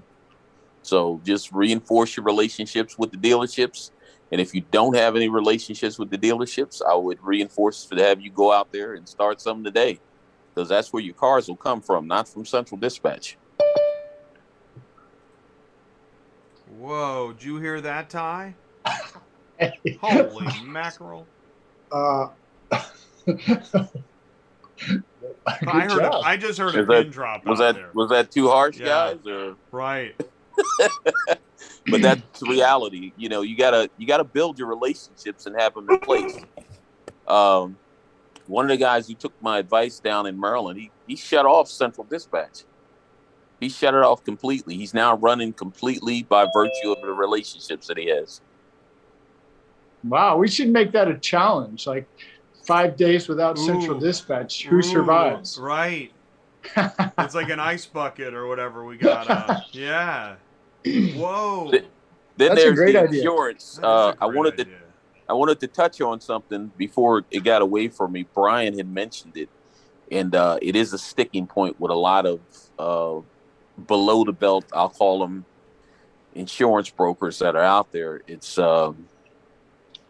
basically based on the losses that the drivers should be aware of if they find themselves in certain situations. One is in diminished value.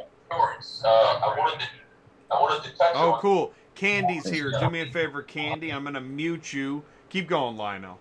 Yeah, diminished value is predicated on, like, if you're hauling new cars, and if you haul a new car and you damage that new car, and let's say your insurance kicked in and fixed that vehicle, you still got a brand new car that's been damaged, and your insurance company kicked in, you paid your deductible, the vehicle got fixed, but yet the car is now diminished in value, predicated on now it's the new car that was fixed. So it doesn't carry the same value on the lot as it would in retrospect to a car that wasn't fixed. So if you don't have that coverage or have your agent talk to you about that coverage when taking all new cars, then unfortunately, they're going to be pointing to you as the driver, because that's kind of where it all falls on. Even though the customer knows that that's something that should be looked into, they're not going to talk to you about it. They're just going to go with the mandatory that's out there, and diminished value is never talked about. Or another item, which is total loss value. That's what was that one? It's total loss predicated on the amount that you cover your vehicles themselves. If you undervalue your vehicles, that means your truck and trailer, you can't go on the assumption that based on what you covered it for will put you in a better position to bring you back to fix your trailer or your truck. If you undervalue it with your policy, meaning that if you say, well, I know my trailer is worth $30,000, but I'm only going to cover it for $15,000, and then you come back and you have an accident, and let's say you got $15,000 worth of coverage, your insurance company may total that trailer and take the trailer from you, and now you only get $15,000 less your deductible. So now you're stuck. You've gotten half the amount of money for the truck or trailer that you purchased, and you have no truck or trailer, and you only got, let's say you got $2,500 deductible, you got $12,000 left to go get another truck or trailer where you originally paid $30,000 for it. You need to do the intro for like the Get Rich videos. That was awesome. Right? Wow. Yeah, but go ahead and add on the fact that you financed it. Now keep going. Exactly. Now you don't have enough money to pay off the loan that's on it, and you got to go buy another one at the same time. Yay! These are all real challenges. Real. It's kind of like Chutes and Ladders when they send you back to start. Mm-hmm. Oh. But we do talk about those things with the drivers that call into my office. I do go over those things, and it's all about the choices that the person profiles their company under when they go out there. And once again, it's another item that me and Ty cover a lot, is compliance. Compliance is everything. Compliance keeps you profitable. Your profit is compliance because of your CSA score And the FMCSA is able to look at your scores and make the determination if you're viable or not. Not only that, it's public information, guys. When you go out here and move this stuff, when you get pulled over by a DOT agent and they put it back on your record to say that you got pulled over and you were put out of service, or you got pulled over 10 times and you were never put out of service. Which one looks better? Your customers can see that. And if you go out there and you have 10 inspections and all of them were clear on the driver's side and on the truck, on your equipment side, the guy already knows what type of organization he's dealing with. Or he can look at your organization and see that you were put out of service a lot and say, hey, I'm going to cheat this guy and keep his rate down because he's had a lot of trouble keeping his truck on the road or his drivers on the road. All that's public information, and believe me, your customers are looking at it. You know, it's fascinating when you and Brian talk about weigh stations, because you want to get some of those positive stops, right? Yeah. It's fascinating. That is, yeah, you want those. You need those. You need those to increase your credibility out there when your customers are evaluating you between you and the next guy who's taking that load. You want to separate yourself from the rest so you're the one that's receiving the phone call and not the one picking the car up off of central dispatch. Yeah, so what's cool about this, guys, is if I think I'm hearing Lionel right, and I know I've heard Brian, they're basically saying take your truck and your trailer, intentionally pull into the weigh station and intentionally say, can you do an inspection? Is that what I think I hear you saying, Lionel? Yes, indeed. Don't go out there to avoid the inspection. Go out to get the inspection. Huh? Inspect me, right? So because this is funny. I'm going to hand it back to you, but this is funny because you go tell the guy that watched the YouTube video that he's going to make 10 grand a week to just whip into the weigh station and watch his reaction. Okay, back to you, Lionel. Well, this also goes on a 3-level grade. You're getting 3 colors when you're being inspected. You're going to get either a red sticker, a yellow sticker, or a green sticker. Obviously, the red sticker is predicated on if you were put out of service or you had violated in any particular, you have violated the compliance arrangements in any particular way.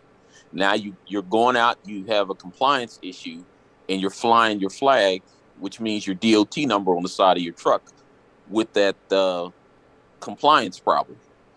That makes them pull you in even more. If you get pulled in and you pass, they give you a green sticker. With that green sticker, a DOT officer may just pull beside you, look up your number, see you were pulled over within the past 30 days, and he'll keep going up the road because he'll say, hey, you got a green sticker. He passed the full circumstance of investigation. Look, I'm going to let him drive away. So the more you don't stay in compliance, the more they will pull you over.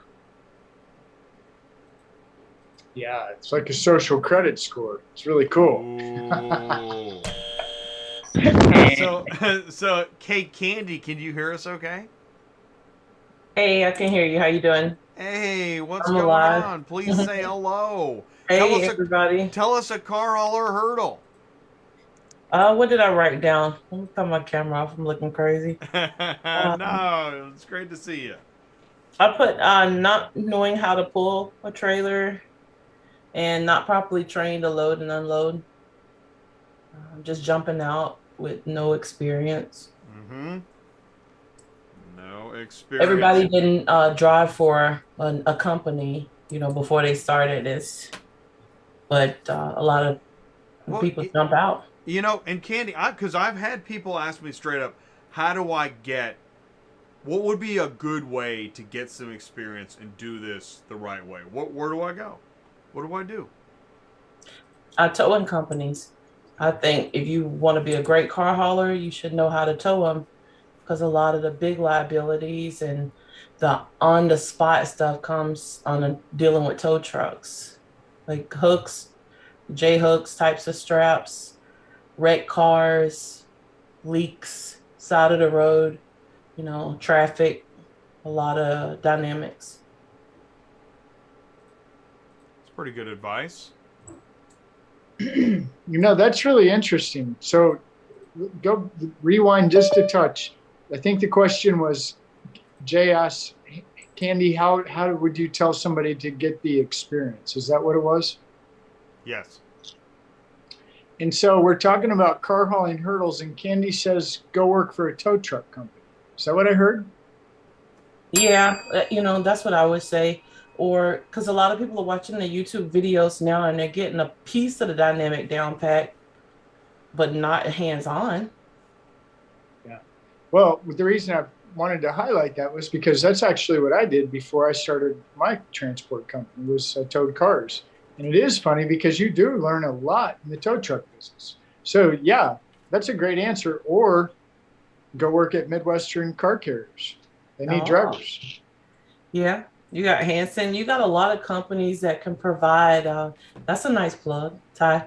You got a lot of companies that provide training, but you like think about car hauling. Like, who can afford to really train? Like, people hop in and out of the job too often. You might go to a company. I think I don't know if it's Centurion, but I read somebody's like their guide, like, you got to do this contract for a year or two, because it's a lot of investment in a driver to just get your experience, and in 3 or 4 months, forget about the company and go start your own. It's a lot of people that do that too. I just think the integrity of it is sour, but you don't learn everything you need to learn in that time frame. Yeah. Well, since we got Kandy here, I'm going to go ahead and just kind of talk to Kandy. So Kandy, you primarily deal with export, import. Is that your current? I guess, yeah. That's my, dip and dap. Yeah, you deal. So you get to see a lot of stressed out people on a regular, like maybe even hourly. Yeah, minutely, secondly. By the minute, right. So you're seeing stressed out people who are experienced, inexperienced. What do you see? Tell us, give us today. You got one story today. I know you got one. Yeah, today the highlight reel was the last person of the day. So, and he's not done. He'll be back tomorrow. His is simple, I guess. In my world, is simple. It's stressing for him because he's an owner of a vehicle he imported. Declarations, documentations, all kind of CBP things that weren't in place. He didn't hire the right company to get the job done. So when he got here, he's traveled around the world, got back into the US. He's unable to get his car from the port because the documentation for customs weren't filled out properly. So what he thought was going to be, a 2-3 hour escort into the port ends up being, I got to stay all night and pray that I have what I need to have with customs, that we can do it tomorrow. And, he started a new job. It's like a whole bunch of life dynamics. Jumping into business as a customer who starts importing, exporting, like I say, anybody should have experience, but at least some education and knowledge in the area. So long story short, he ain't getting his car tomorrow either. He's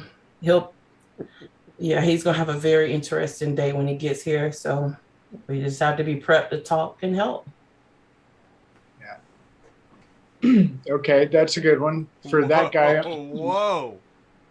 Still trying to take that in. I mean, she knows. She knows. Yes. Well, that's Is he watching? He's in the live chat right now, freaking out. I ain't told him that part. Look, I hope no. But he'll get rested because he's been traveling. Like, really, just off the plane, just got back in, and you got to deal with this. But Kandy, you and I talk every now and then, and we talk about, these guys that get a damage claim and they don't know anything about it. What was that? Remember we were talking about doing one of those the other day? Okay. Yeah. So my take on it, I get to meet a lot of carriers, new carriers, old carriers, company drivers, owner operators, small fleet owners, and let me say this. A lot of the drivers I meet are rude. just rude and obnoxious. I'm thinking, damn, you dealing with the general public and you are this rude. And it's your own business.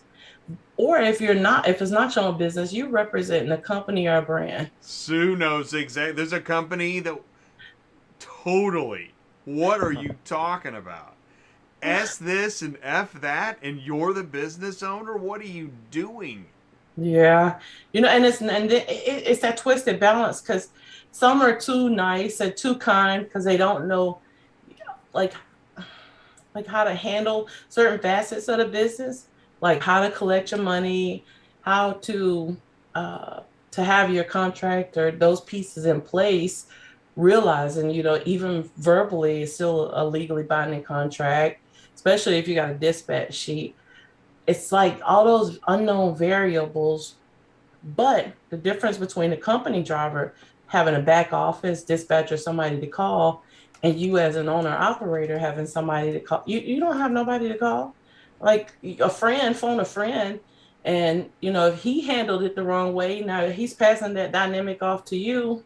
So these moments are priceless, not just for you as new entry carriers or just hurdles, but because you're screwing up the next driver, you're screwing up the one who's been in business 10, 20 years, that actually has got it right, who has a business model and is working it. Then you come along with your $2 plan and mess up his business with your hustle. Who do that? So I have to, tone it down. That is awesome. You come along with your $2 plan. Yeah. That's so good. Yeah, I have to be quiet. Doing great, Kandy. You're doing great. Keep it up. Yeah. That's what I love about Kandy. Kandy really does. She's in it. I mean, every day in it. When she's saying I get to talk to him, she gets to see him. So every now and then when I get to spend some time talking to Kandy, I always get really great stories. And it's real. Sometimes I can't even believe how real they are still. That's what pisses me off the most. When you have the same real story about the same thing more than once or twice, it's on you. It's not on anybody else after that. It's on you. So can't blame it on dispatch, broker, any of that. Today, Right. Nobody called today. Everybody that came was a pop-up.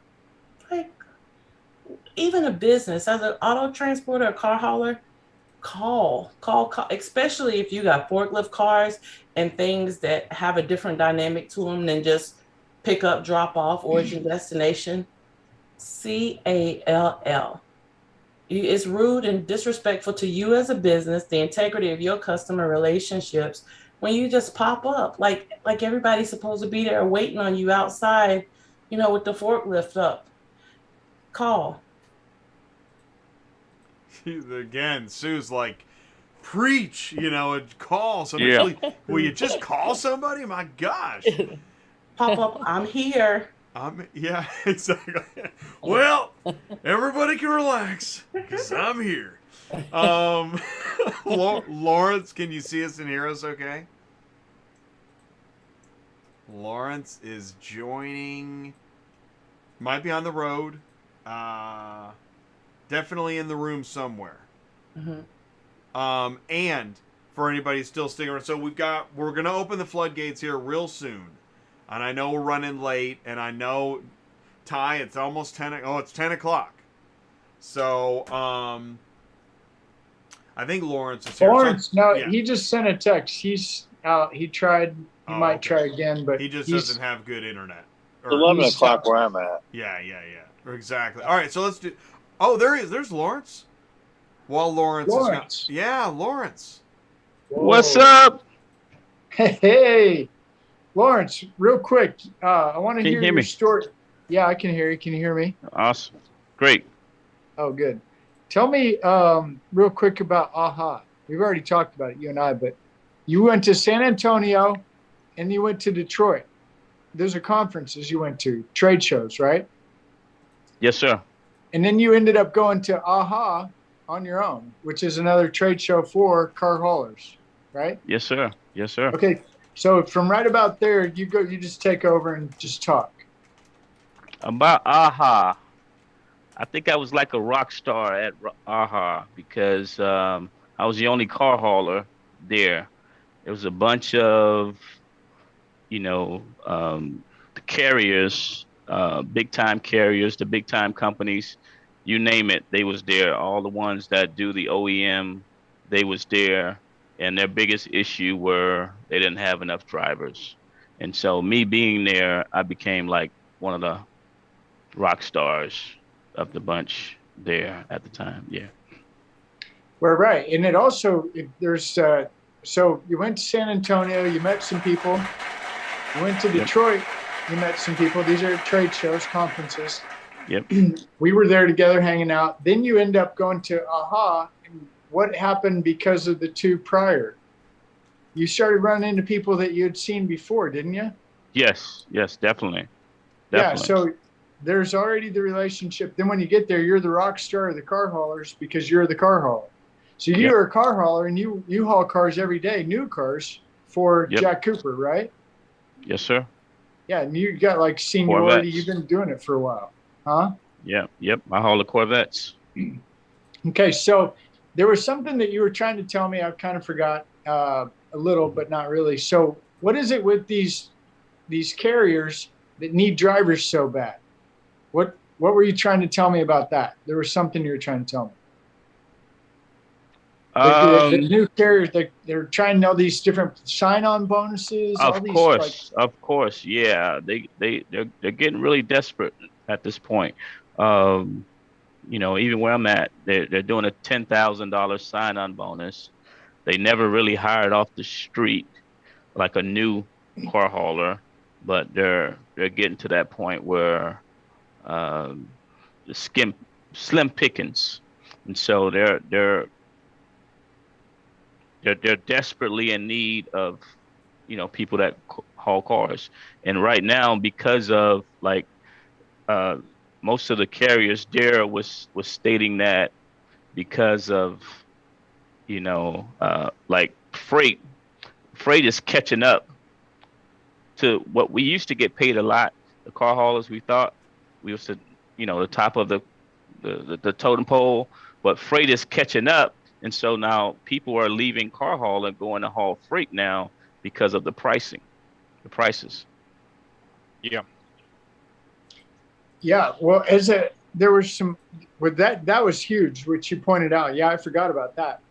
So that makes it a little more difficult for the car hauler carrier company to find a driver because he can just go back up to a dock and he's good to go. He doesn't have to worry about scratching the $75,000, $80,000 Corvette, right? Right. Definitely.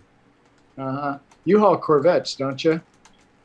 Yes, sir. I go down the road with $1 million worth of cars every load. Yep. Yeah.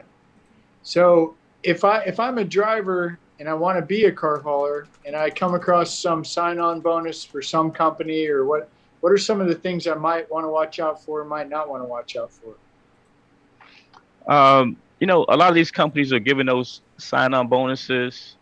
You got to know exactly the layout of the bonus. Some of them, you may get that $10,000 in 3 years. It might be in $750 increments. So it's to keep you around for the long haul so we can work you and get our money's worth out of you, till you get that money, so that's one of them. That's the main one there to see how the longevity of the sign-on bonus. And then two, some of these companies like me, I came in to work today to drive 700 miles if need be, and there was no trucks available. So they're hiring all these guys, but with no equipment. So there's no trucks for these guys to drive. So they're just sitting around on the clock, making $30 an hour just to sit in a hotel like I'm sitting in right now, making $30 an hour waiting on a truck. Yeah. Well, some might argue, and this would be a great conversation to have with Joe, but I could see there could be a case for cost of doing business with the anticipation of what we think might, or what we hope might happen in, say, early first quarter, second quarter 2022.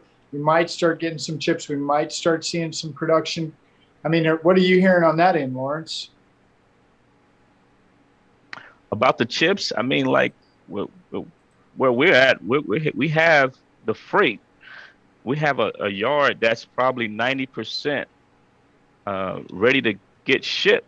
It's, some of the companies don't have the equipment. They're hiring everybody, but and they're hiring anybody, but then too, they're not equipped or qualified to, hauling Corvettes. I wouldn't, if I had to do it again, that wouldn't be my first job, because it's like a recipe for disaster. That's not your first job to do. You're gonna make some mistakes, and every little damage on a Corvette is major. So you can move your family to Bowling Green, Kentucky to come and work, and you work a month and you're fired, because this is no training job. You have to have experience to be at this level. Neil. Yeah, well, we're talking about training too, because the more I've gotten to hang out with you and get to know you, we've kind of, I think we're pushing 2 years on communication with each other, but right. I start looking at you showing up at the trade shows, going to trade shows on your own, listening to your stories. It's kind of like you may become the driver liaison for the ATI gang. Okay, well, I don't know, maybe you should go talk to Lawrence, because Lawrence understands this and that, and especially new car stuff. So I wanted to say thank you a lot, because really love hanging out with you face to face, but especially love seeing your energy, your desire to go and participate in these things on your own. And it's really big, and you bring a lot to the ATI family, and that means a lot to me. So, like, high five. Thank you. I got a question for Lawrence. Appreciate you. Yes, ma'am. I have 2 questions. Have you ever trained new car haulers? You ever been a trainer? I trained for Jack Cooper. Yeah, I've trained for every company I went to. Yeah. What do you feel from a company perspective, would be some of the best methods of recruiting new company drivers? Hiring new company drivers, Recruit. Yeah, ask that question again. Sorry. What do you feel would be good methods for recruiting, for companies to recruit new drivers, new car haulers? I think a lot of the companies, they're preaching one thing, and then, like, even for us, seasoned car haulers, we get a referral bonus to bring people on to the company, $2,500. But none of us that have been here for a while are going out and recruiting anyone, because first of all, they're not treating us right.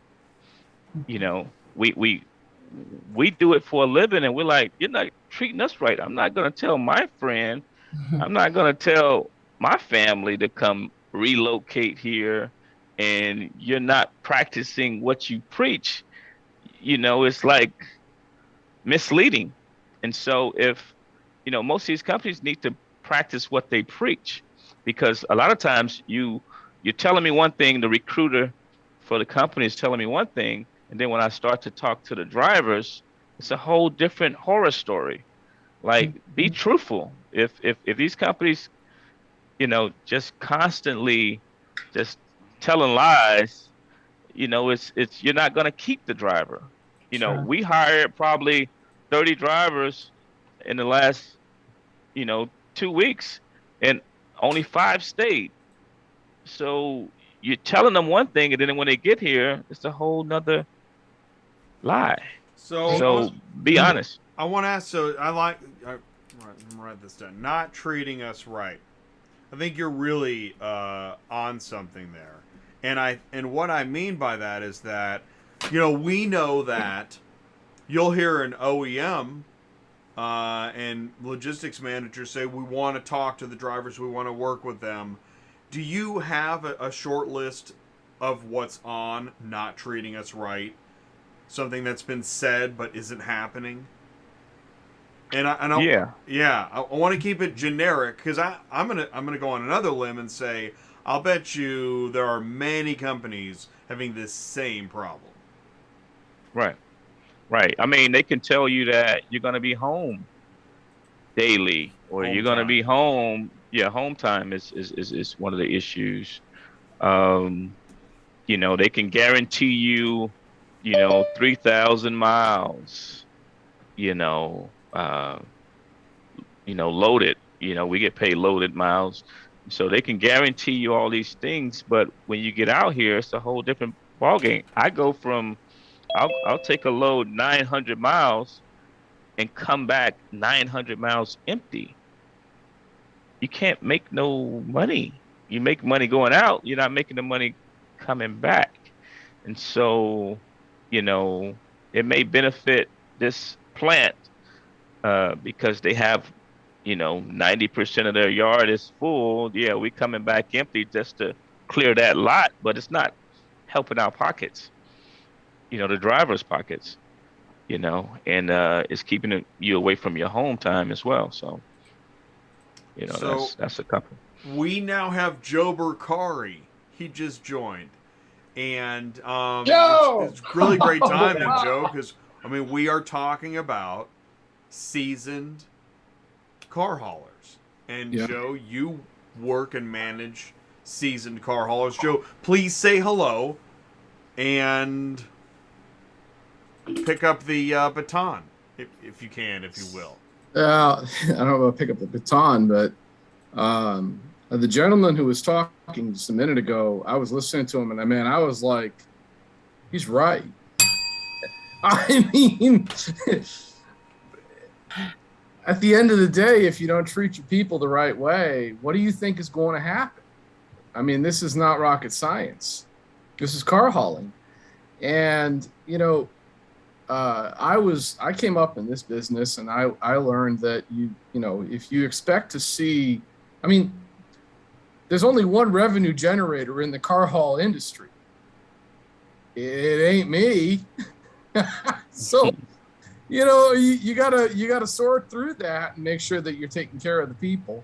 And I think I think what I would tell you, number one, what I've learned is that you got to be straight with people.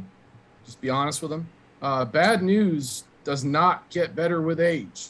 So, just be straight with people, and I think it sorts itself out, number one. Number two, be straight with people as to why you're doing the things you're doing.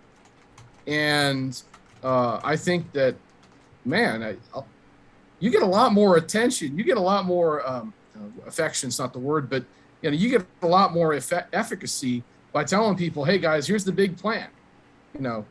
You fit in it this way. Here's the big plan.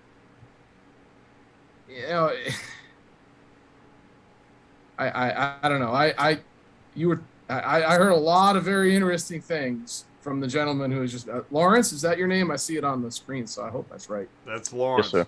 Home time and loaded miles. Are you a Kentucky guy?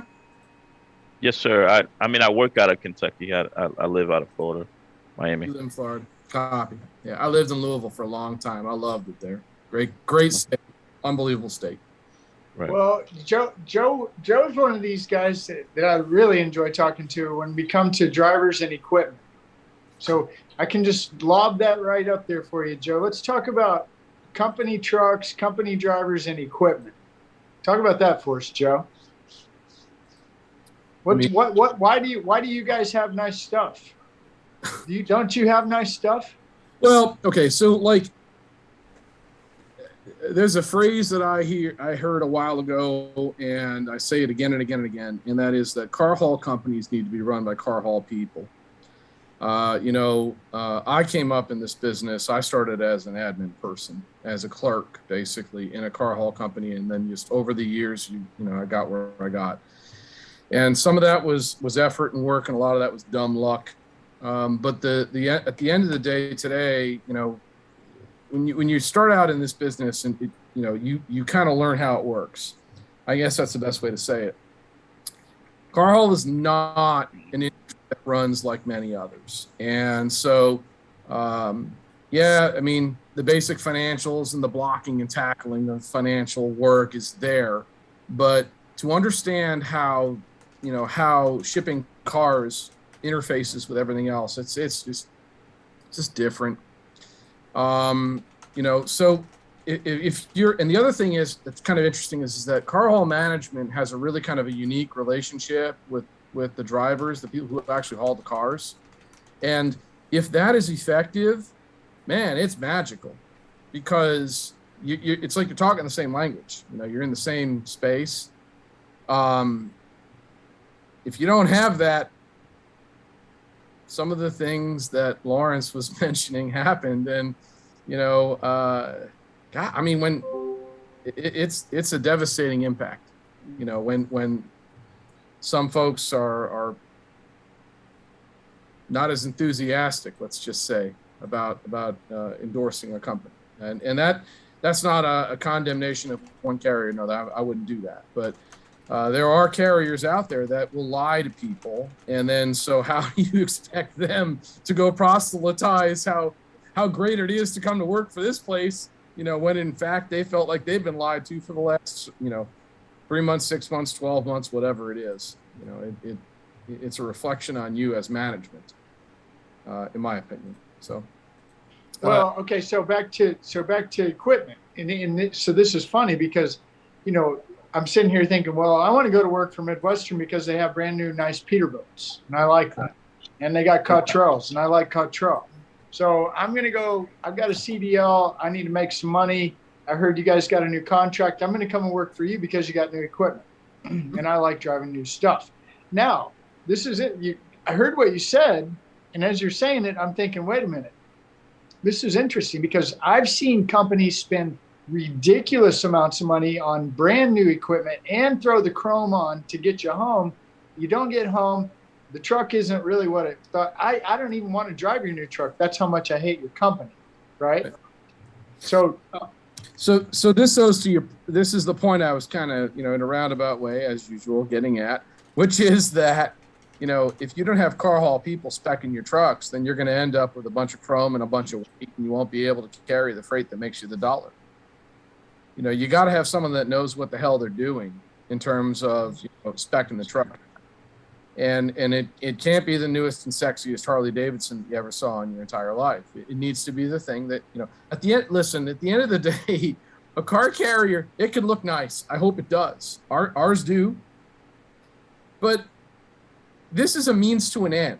A car carrier, a truck is a method to be able to generate $1. It's this is why we colored our trucks green. It was a gentle reminder. This is what we're doing this to make money. Okay. This is an end. And I think you got to think about that. It's really important that you understand, you spec the equipment to the freight that you have and the freight that you run, and then the rest of it just sort of works itself out. Again, this is why car haul people have to run car haul companies, because if you don't understand your own freight, if you don't understand how the equipment interfaces with the freight, then I'm sure it'll look nice, but there's a big difference between loading 5 and loading 6. There's a huge difference loading 11 and 12. Sure. Coming at you from an independent owner operator perspective, not the driver perspective of this, but Ty, you're asking about as far as what's being shipped. Yeah, these rail yards are filling up, and because there's a shortage of inventory, that's what I've kind of transitioned over into, is going to the rail yard and picking up these cars and taking them straight to the dealers. But it's interesting, Lawrence talking about the freight rates outdoing the car rates, and that's what's happening. I've got two different manufacturers want me to haul their cars, but there's 100% difference in the rate. What one of them wants to pay and what the other one wants to pay. And so, of course, I'm going to go with a higher rate because here again, he's like Lionel saying, these are brand new vehicles. Lionel had a good point there, as far as the value of the car dropping. Kind of like when you get into a wreck with your personal car and they do a Carfax, well, now you need that depreciation assessment when you get that appraised. And people don't get that because they're not aware of that depreciation value. Now your car is not worth as much because it's been wrecked. And so you're hauling these new cars out of these repair yards.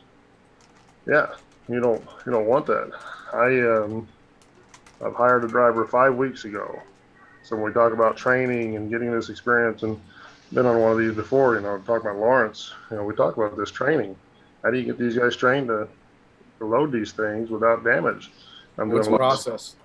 I'm doing a lot of the big 1 tons right now, the dualies, the cabin chassis, the expeditions, the Yukons. Yeah, and so this guy, he's just in awe, that holy cow, he had no clue. But yet, yeah, you got to start somewhere. You got to get the experience. And I'm not going to turn this guy loose and say, hey, here you go. But when we talk about the rates, being open and honest, we unhooked from the trailer tonight, and he's going to pull 2 loads in the morning for Amazon because the Amazon freight right now far and above outdoes the car rates. And so then tomorrow morning, I bought a tractor. And so our tractor will be doing Amazon in the morning, and then we'll be going to the rail yard tomorrow afternoon to haul stuff to the dealers. The rates, but it comes down to the claims and the insurance, and the integrity. We've mentioned this before, the integrity as far as, and Kandy, I love what Kandy said, the attitude these guys have representing your business, my business, or whoever you're working for. It all comes together and has the same thing. So Lawrence, yeah, I totally understand. I've been there. They promise you the moon, but money doesn't always, what's important. The home time and being comfortable and being happy and being told the truth. There's a lot for it. So the industry's got a lot to, of course we've had this problem, but that's why I'm an independent. I got tired of it. I said, to make myself happy, I got to do it myself. Kandy said some things that I think, about accountability that are really important because, the unfortunate reality in our business is that,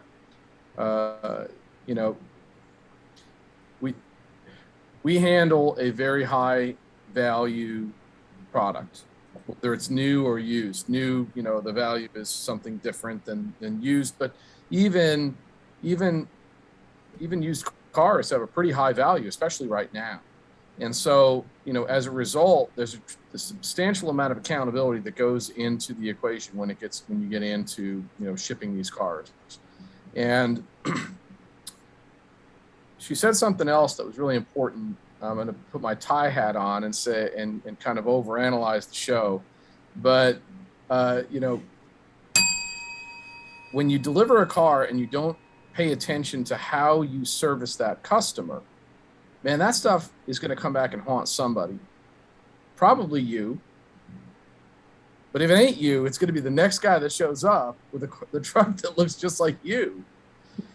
And even a step further than that, you tarnish the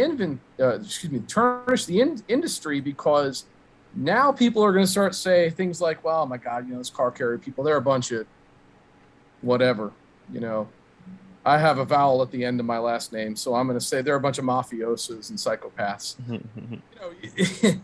None of that's true, but it will create a stereotype. It'll create a problem. It'll create, and none of that's helpful. None of that is really. It's a big problem because I'm getting comments all the time. People say, well, gee, you're not like most guys come in here. Well, I'm glad to hear that. Right. Right.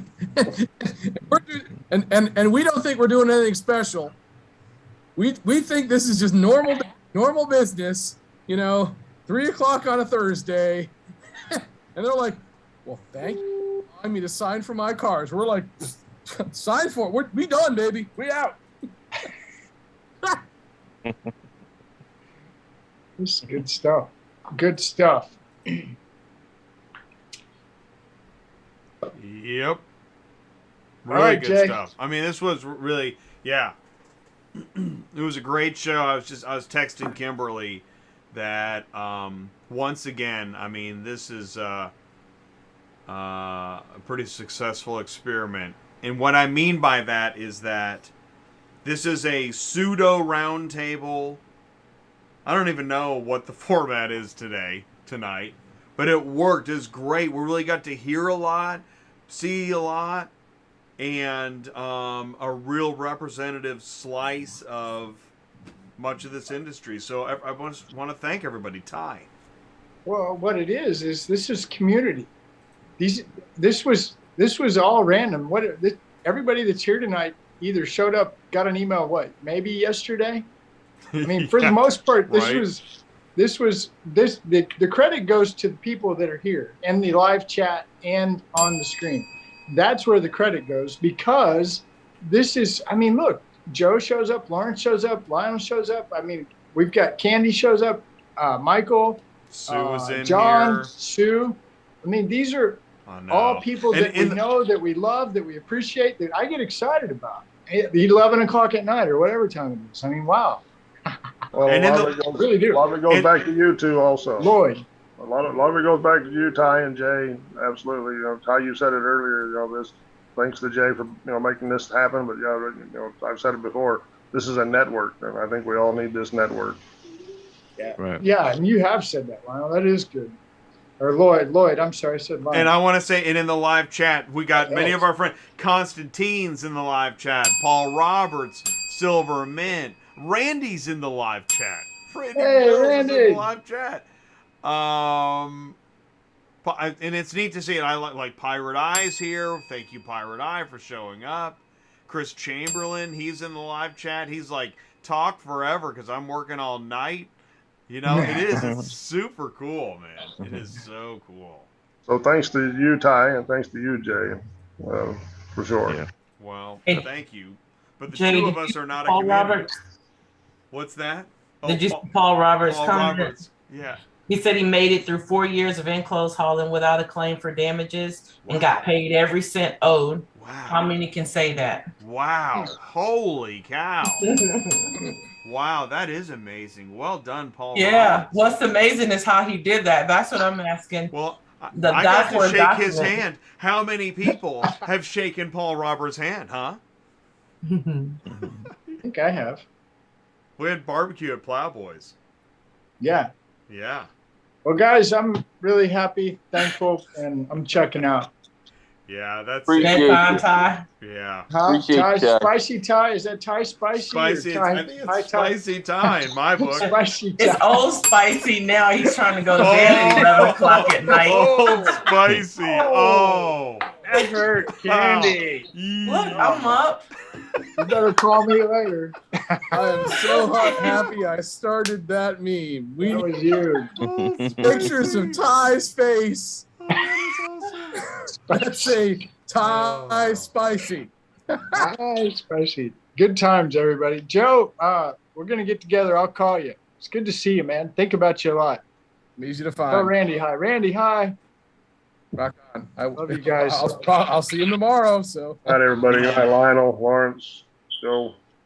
Thank you, guys. Thank you guys Hi, so Lawrence. very much. Hi, Kandy. Thank you. Good night. Mañana. Say goodbye, Sue. Good That's night. how we end the, that's how we end the Thursday show. Hey, please do join us for other shows. Thanks, everybody, so much. I'm going to hit the end meeting button. I'll make it official. I'll make it easy for you. Thank you so much. Yeah, it's hard, isn't it? I know, it's hard. All right, here we go. Kandy's crying. Here we go. You can. Come on. I have the power. Okay, Yeah, here we go. you have Bye, this. Lawrence. See you, buddy. Bye. Take Bye. care. Good All night. right. I did it. I ended the meeting.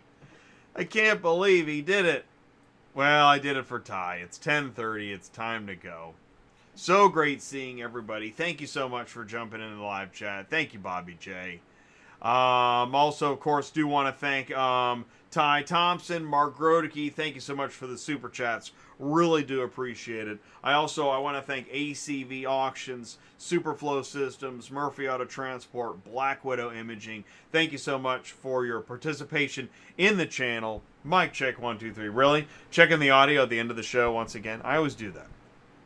Truth was spoken tonight. That's so cool. Thank you, Ants. Thank you for coming in too, and Joe at Car Shipper. Really do appreciate all you guys for being a part of the community, of the network. It would seem like we're on our way to, I don't know, some type of formal live show. I don't know when that would be, but I can't imagine it would happen next year. But 2023 seems, something's happening. Something's finally happening. And there's something in the water. And so I do appreciate it. So it's in the ELD punch, right? And you heard that tonight. Wow. I said it 2 years ago, man. This ELD thing.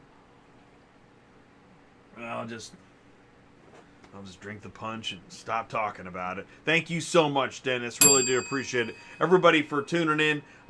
Here's what I'm going to do. I'm going to just wrap it up. Let's get this thing going. We're losing studio time and we're losing daylight. So here comes the car hauler. Guys, please stay safe out there. Always say that. Have a great holiday if we don't see you. If you're able, join us. We've got Wednesday DOT tomorrow. We got a full week this week. Thursday, Dispatching Live.